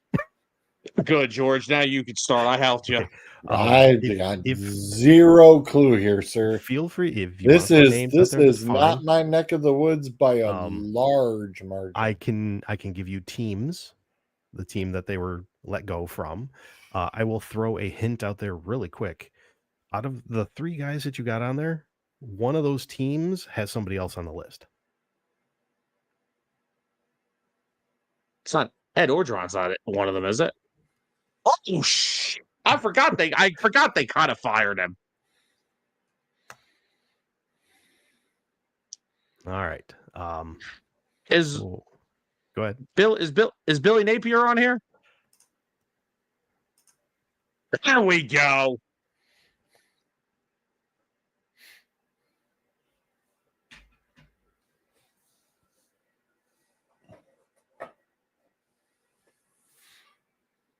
Let's see. So we got 5 left. We're already halfway there. Let's see. We have SEC, Independent, ACC, Big Ten, and SEC. Wait, independent. Don't tell me Brian Kelly's on here twice from Notre Dame. Brian Kelly is not on here twice as much as I would enjoy I was that. gonna say. Damn it. It's like we know it's Halloween season, but damn. That's the Kirk Cousins thing going on there. If you're on this Oh, list not twice. not Kirk Cousins. Not Daddy Kirk. Ah.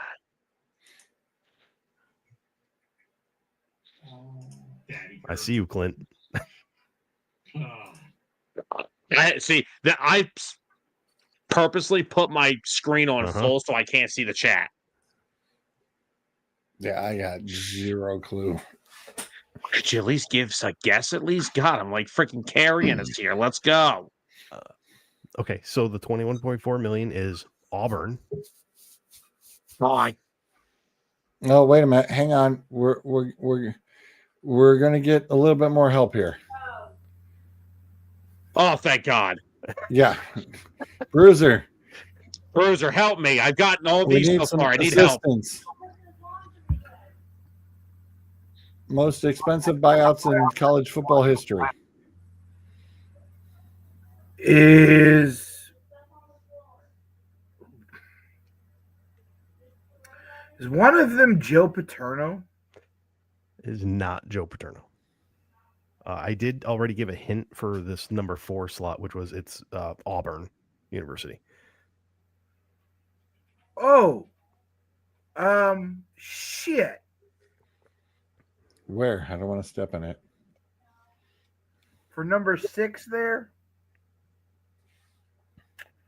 Oh, what was his name?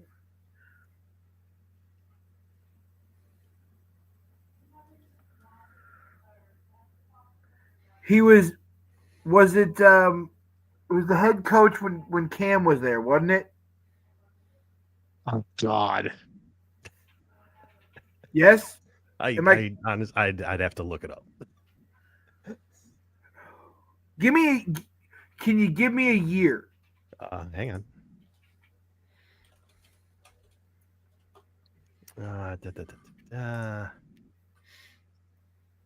Hello, Wikipedia. Okay. He was let go in 2020. Was obviously not Tommy Tuberville. Nope.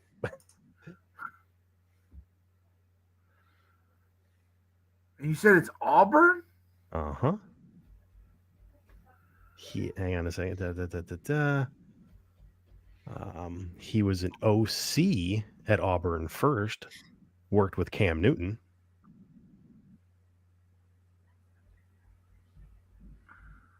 Went to Arkansas State, then ended up head coach at Auburn. Oh. Replaced Gene Chizik. That's the name I was thinking of, was Chizik. Yes, in 2013, he replaced him.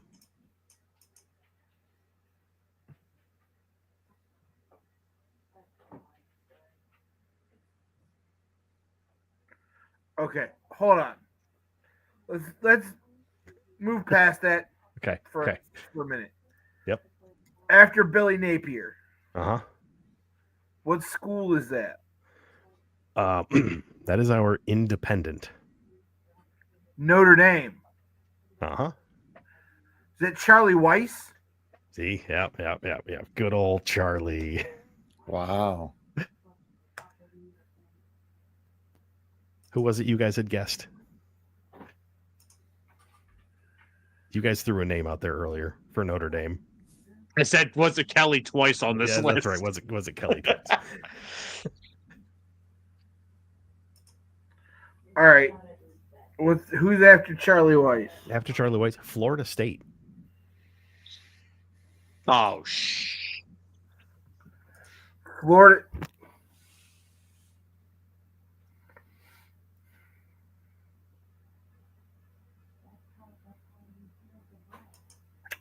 Jimbo Fisher? No, Jimbo Fisher, number 1 on the list.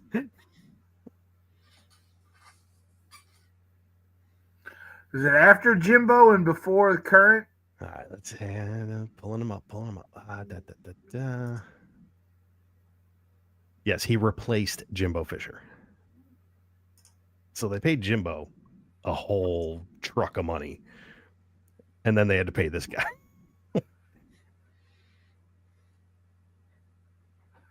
So he was the coach after Jimbo. Yes, took the job 2018. Got the buyout in 2019. A whole 2 seasons. oh my gosh. His first season, they went 5-7,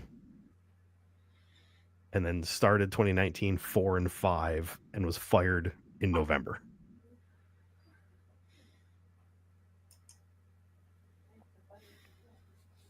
It wasn't Kiffin, was it?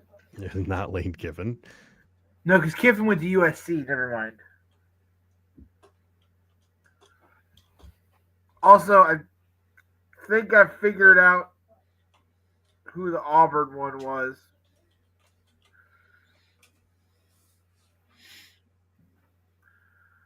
I'm going to take a stab. Okay. Is it Malzahn?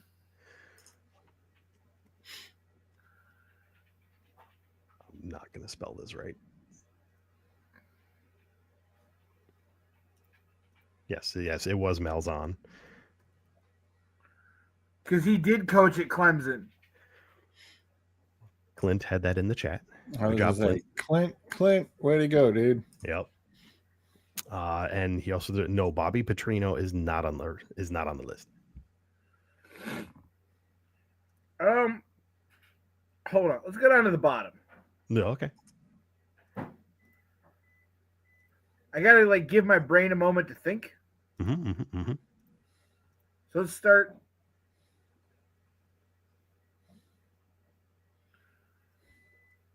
Start that one. SEC team. Okay. Now. Oh. It's probably Texas, his team, right? Matter of fact, it is Texas. Not Sark, though. Sark's Nope. that would be. Nope. Oh, that's funny. Hey, at least I can sit there and get a stupid guess. Was it Bruce? Hey, you're no help tonight. Was it Herman? Hey, see, Bruiser's filling it in. Yep. Only you got go. the 2 left. So number 9, or sorry, it's technically number 7. Is Florida State, as we discussed. Number 9 is your Big Ten school, Indiana. Oh, whatever. Oh, my God. Was Florida State the fat, chubby dude with the glasses? Sir, this is college football. You're gonna have to be way more specific than that. Are you talking about yourself? What the fuck? Wait. Are we talking about the former head coach of Tennessee? Are we talking about the former head coach of LSU? He was like one of the longest tenured Florida State coaches. He was at Not Florida State. Jimbo Fisher. No. I was going to say he was at Florida State 2 years. 2. He didn't make it through the second year. No, who was that? I was going to say, yeah, I don't remember who that Florida State head coach was.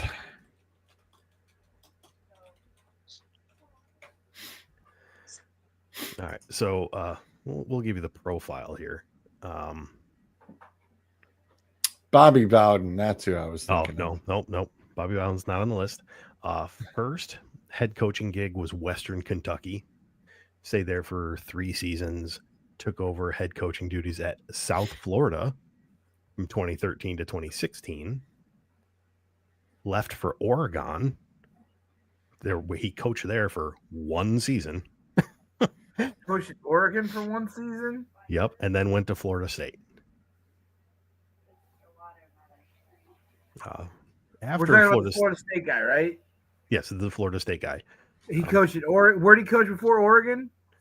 South Florida. USF. Was that when USF made a push at the BCS? Well, okay, he was there 13 to 16. Let's see, 2 Didn't- and or 10, the play, 4 because and they made a 8. push at the playoff the one year because it was Right. Now I'm going through the seasons here. 8 and 5. Finished 2016 10 and 2. That's the one. I know who that is. First double-digit win season in school history. Damn. Yeah, that is one William Taggart. Nice.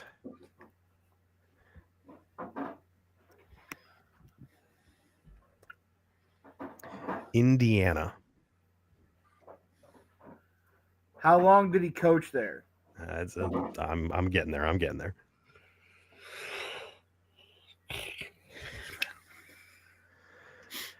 Okay. Is that Jimbo Fisher buyout the one from A&M? Yes. Good Lord. Okay. God, I want to be a fat football coach too. George, help me out.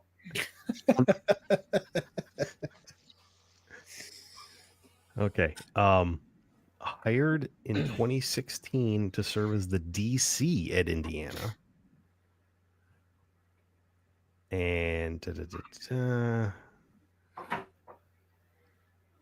on let's see, that was January of 2016. December of 2016, he was then promoted to head coach after the head coach resigned. Made his coaching debut during the team's final game of the season at the Foster Farms Bowl. I'm sorry, what? I got to pull that up now. The Foster Farms Bowl. What the hell is that trophy? It was at Levi's Stadium. Wow. Was there for 2 seasons. No, sorry, it was there much longer than that. That was Utah versus Indiana. God. Anyway, it's all beside the point.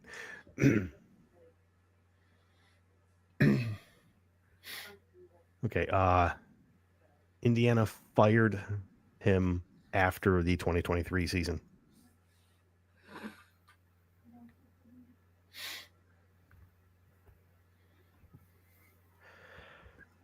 Is he coaching anywhere currently? Yeah, yes. In fact, he was coaching somewhere that one of us is very familiar with as a DC and linebackers coach. Coach in Michigan? He did not. Or Penn State? Okay. Uh-oh. He was a Penn Stater? Yep. After Indiana, DC linebackers coach at Penn State, and most recently hired to be DC and linebackers coach at Clemson. Sam, we're going to defer back to you, sir. You're back on. Yeah. Hey, we just had to get there. I totally forgot. I always forget that Tom Allen coached Indiana. Damn it.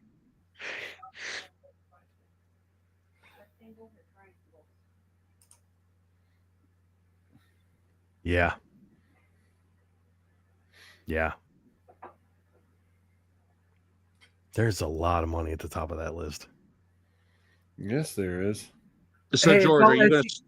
It's all SEC money. Dude, nobody cares. The SEC doesn't care. They'll just print more in the basement of Nick Saban's house. Right. Right. So George, are you opening up the Fat Football Coach Academy? Me and Bruiser want to know. We need to learn. I need to be a fat football coach so I can get that kind of gym. I need the Jimbo Fisher money. We need the Jimbo plan. Oh, I'm not even greedy. I'll take the friggin' Tom Herman plan too. I'll take any of it. I don't care. You can buy me out for $5 million.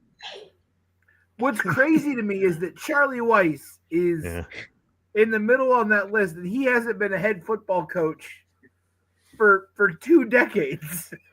Since George was still got a full colored hair. George never had full head of hair. Damn it. Sure did. Oh boy. Well, when you come from the Patriots organization, they expect a lot out of you. He was Billy Boy's right-hand guy for 4 seasons, 5 seasons. Anybody know whatever the hell happened to Romeo Crennel? He went to Washington? We should just do the Where Are They Now Bill Belichick coaching tree edition. Yeah. God. That's a whole show. I was saying, Oh no, damn. here, we'll start here. Josh McDaniels, still in New England. The only one that ever made anything of himself is Nick Saban. Here's a fun little okay, first off, who did Charlie Weiss replace at Notre Dame? Oh, the black guy, and I can't remember his name. Oh, yeah. Tyrone something, wasn't it?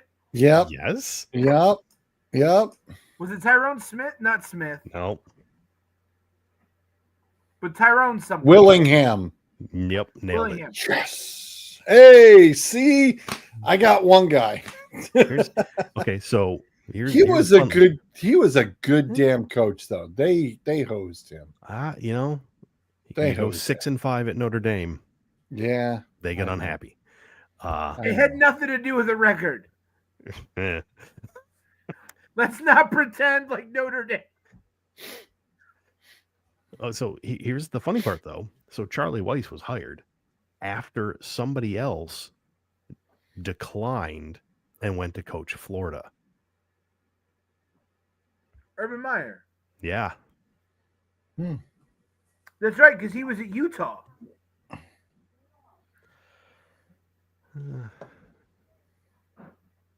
What happened after? Let's see. Fired in November of 2009, succeeded by number 2 on the list.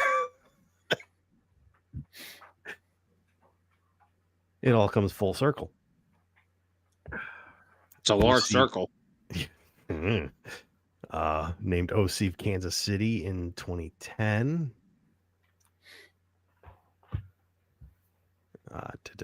Then became Florida offensive coordinator under Todd Haley. No, not under Todd Haley. Sorry, under Will Muschamp. Then head coach at Kansas.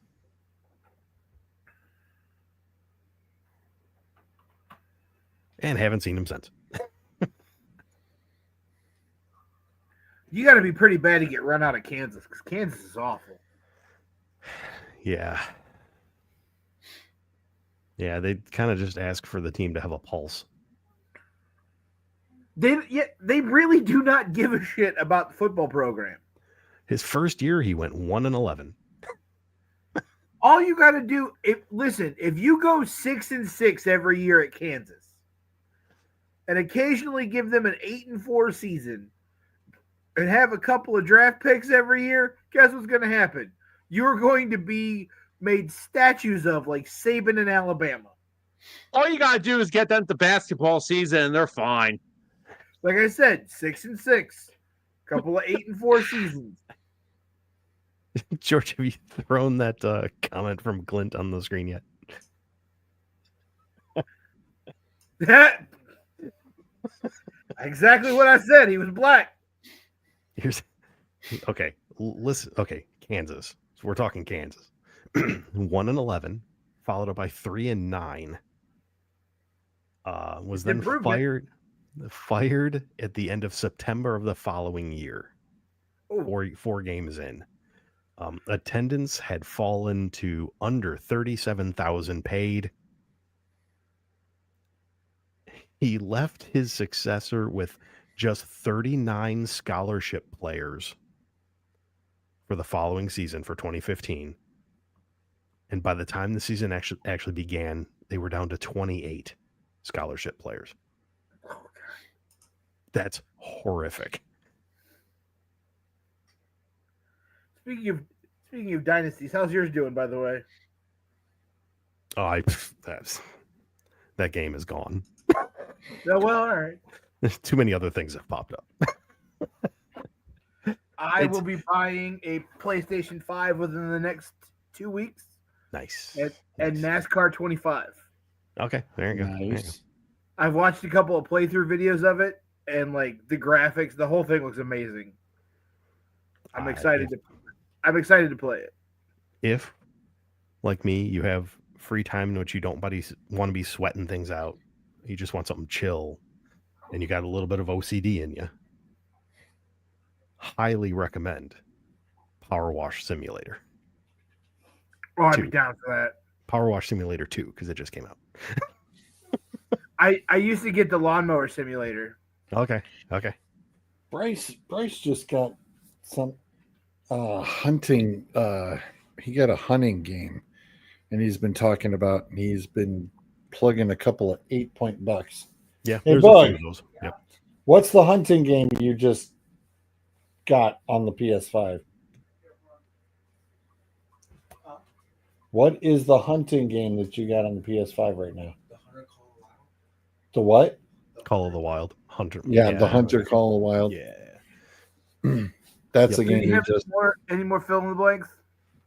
I mean, I always have more fill in the blanks if you Yes, that's what you gonna say. want. I mean, it just take me a hot minute to load them up. You want me to just put something on the screen so you can bail? Because I can do that. No. Okay, just checking. No. So my computer decided it wanted to update in the middle of the show last week. Oh, nice. Love it when that happens. And I grabbed my phone to text people, and then my wife said something to me. I put my phone down, and then didn't pick it up till the next morning. All right, we'll do the Figure it out tomorrow. 11K. Oh, what did I just do? I just screwed everything up. Hold, please. Okay. There we go. Also, can you please explain to me who at Notre Dame has what dirty pictures of Condoleezza Rice that they still stay at 12? Dude, they have to keep them in the playoffs. That's what it is. You don't It's a have to joke. do anything. No, you don't. You look at that top 25. I'm not even mad about Texas. Texas being at 20 doesn't bother me anymore. It's the fact that Oklahoma didn't drop farther. And somehow, Notre Dame stayed at 12. It's a Yeah. joke. It is. It really is. You got to It's keep Notre that Dame. independent in there. I mean, I don't know what else to tell you. It's because it's Notre Dame. Hold, please. I'm just looking for the answer key. I lost it. It'll just take me a minute. Dude, it's your wiener, not an all-you-can-eat sausage buffet. You don't need to lick it that much. The hell? Talking to the dog. He's just over there just slurping away. Okay, the hell with the other fill in the blanks. Take a night.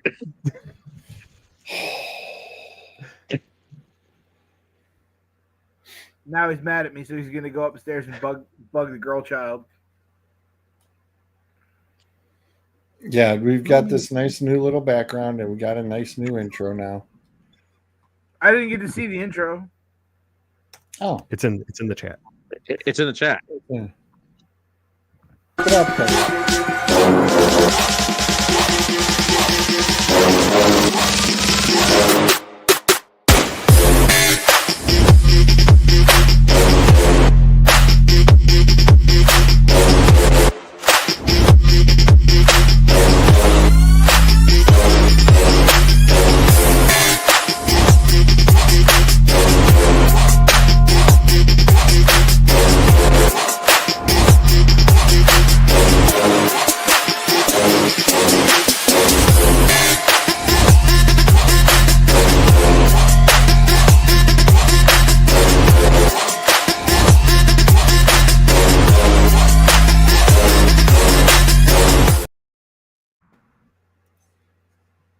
That's a new intro. I'm impressed, sir. Thank you. The video of the dude shadow boxing looked like Jamie Lannister. I just happened to stumble upon it. I was like, that'll work. It'll work. 6 players have reached 11,000 scrimmage yards and 80 touchdowns in their first 100 games played. Is one of them Megatron? No. Really? Oh. How close was he to that list? I don't know.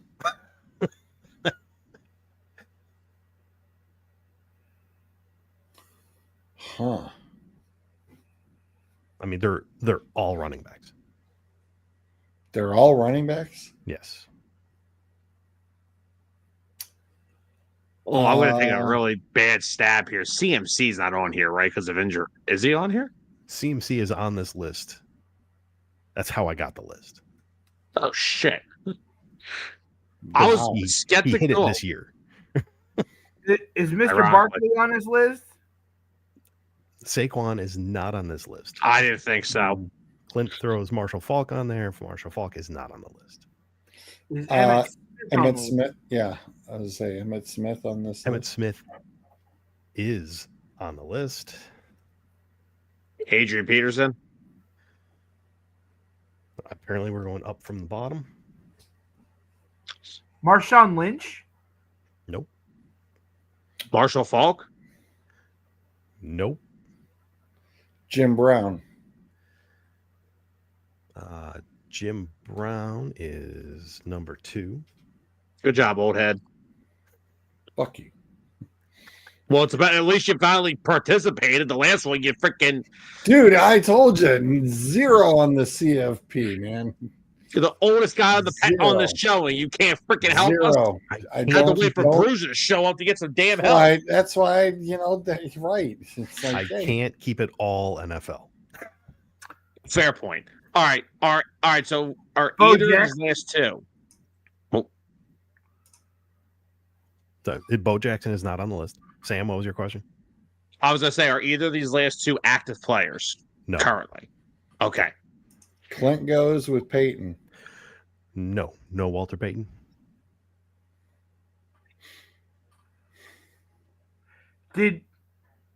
Weird question. Did the last two on the list, did we see either one of them play in our lifetime? Yes. Well, George's seen a lot of guys play. Tomlinson. He's there. Give me 1 second. Mm-hmm.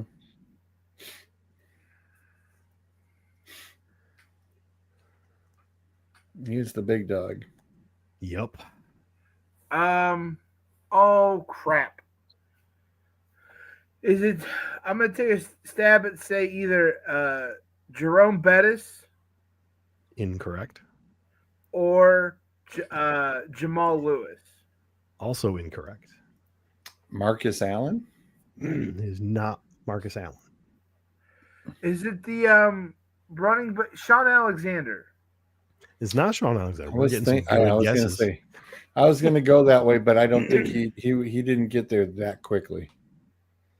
I don't think I'm just throwing a weird guess out here, and it's probably way off. It's not like LaShawn McCoy, is it? It's not Shady. Okay.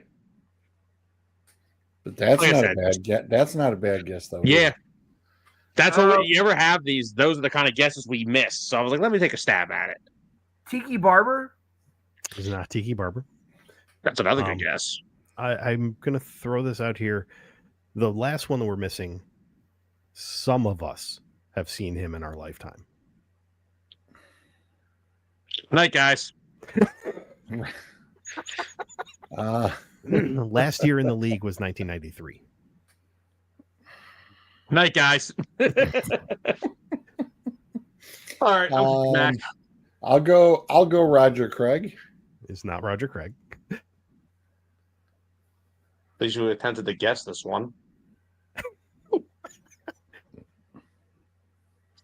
Well, now that I know we have to go pre-90s. I'll keep my jokes to myself. Yeah, Eric Dickerson. That's not a bad guess. That's not a bad guess. Good job, Clint. Yep. Nice one. Hey, and that's a pre-90s kid. See? The hell with you, Sam. That's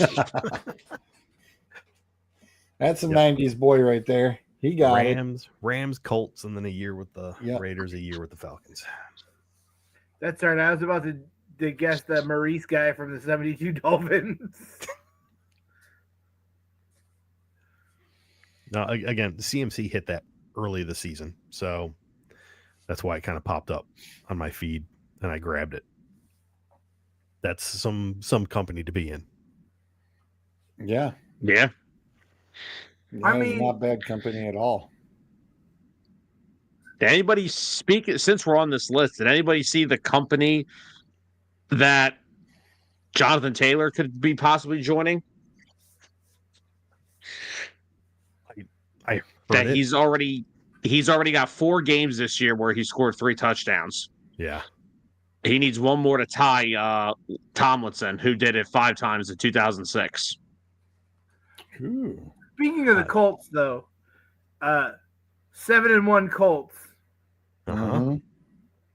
and everybody laughed at Jim Irsay's daughter at the beginning of the year when she said, "I need to be on the sideline. I need to know what's going on with my team." Hey, how's that working out for you? She's I making said you all look like a fool.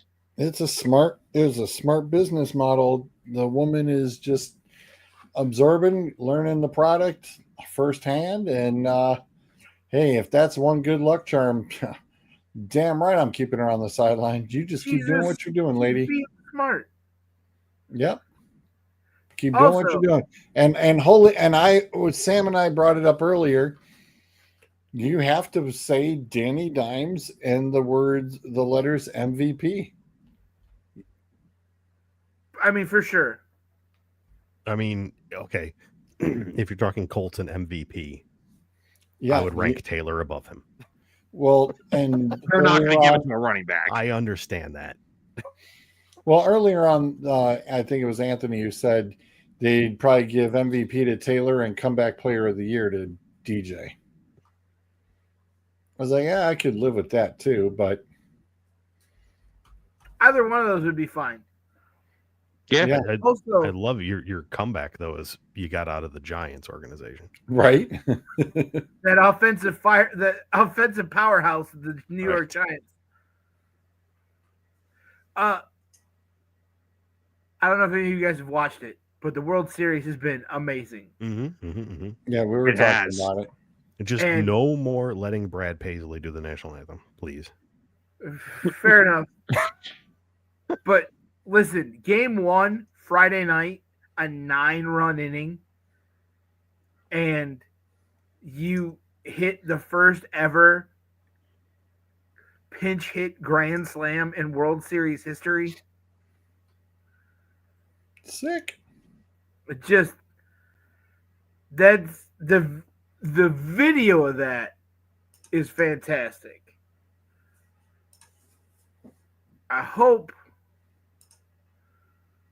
I really want Toronto to win. They're up Especially 4-1 right now. especially after some of the ads that have come out during the World Series.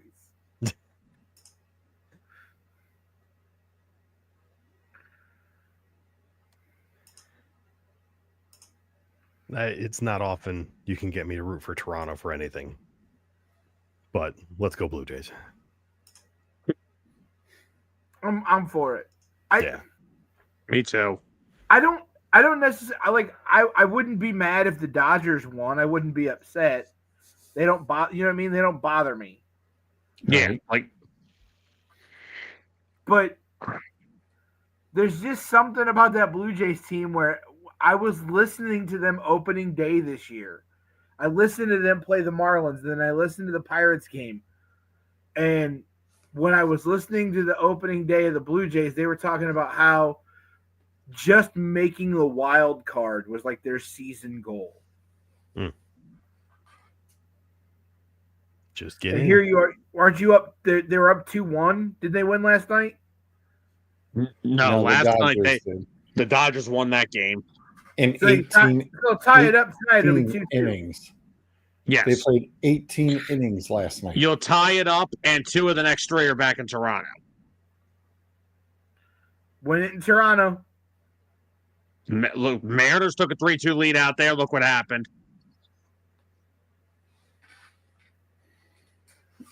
Win Yeah, it in 18 Toronto. innings last night. Tons of fun. Hey, it's been some amazing postseason baseball. Mm-hmm. It has. Especially on the American League side. Yeah. Tigers, Mariners is really good. Mariners, Blue Jays is really good. Tigers Guardians was fantastic. Yeah, it's been all the American League. Yep.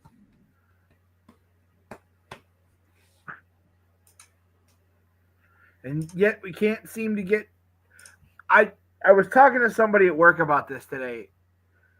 I wish that they would start the World Series at 7:05 on the East Coast when they're playing on the West Coast, 4:05 local time.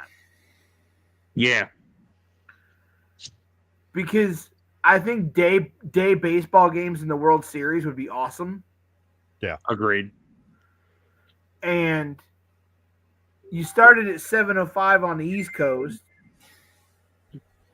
You're only an hour earlier than you're starting it now at 8:05. My sleep schedule would appreciate it. You're really not hurting anything on the West Coast because people are still, if they're going to the game, they still have to get out of work early because it's 5 o'clock to get down there. Yeah. 4:05. Started at 4:05, and if it's a weekend game,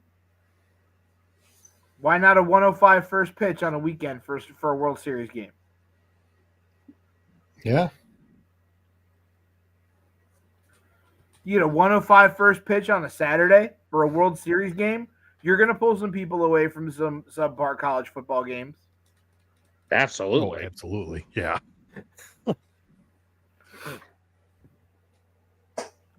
Because Fox has got the World Series, right? Yes.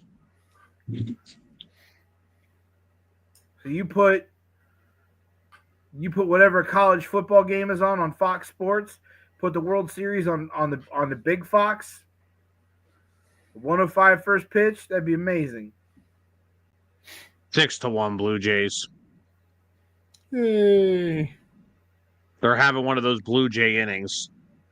Nice. Nice 4-run 7th. Man, I watched Kershaw last night. Kershaw looked old. He announced his retirement at the end of the year for a reason, Bruiser. He looked old. I didn't even know he announced retirement. Yeah, he announced it right there toward the end of the regular season. This will be it. Man, he looked old.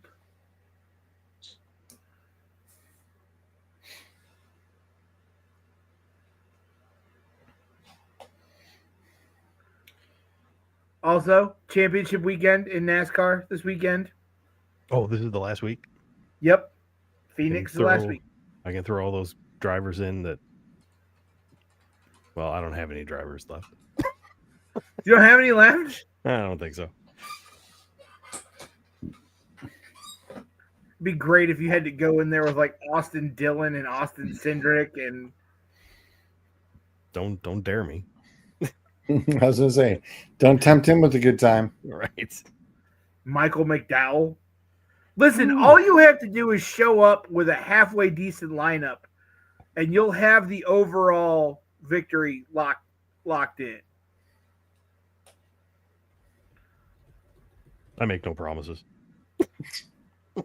All I have to do is not suck, and I'll win the playoffs again.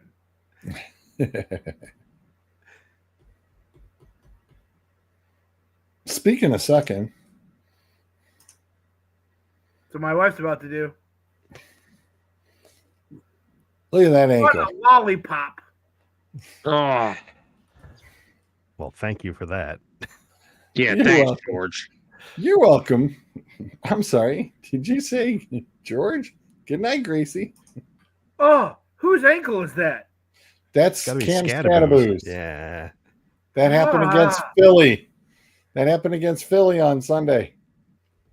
Yeah, ankles don't go that way. Dirty Eagle players. takes care of the 4 minutes. Say goodnight, Gracie. Good night. Good night. I said say goodnight, Gracie. Good night. Good night. So I said, well, flip a coin. And if it comes out heads, have your hair dyed. And if it comes out tails, say goodnight, Gracie.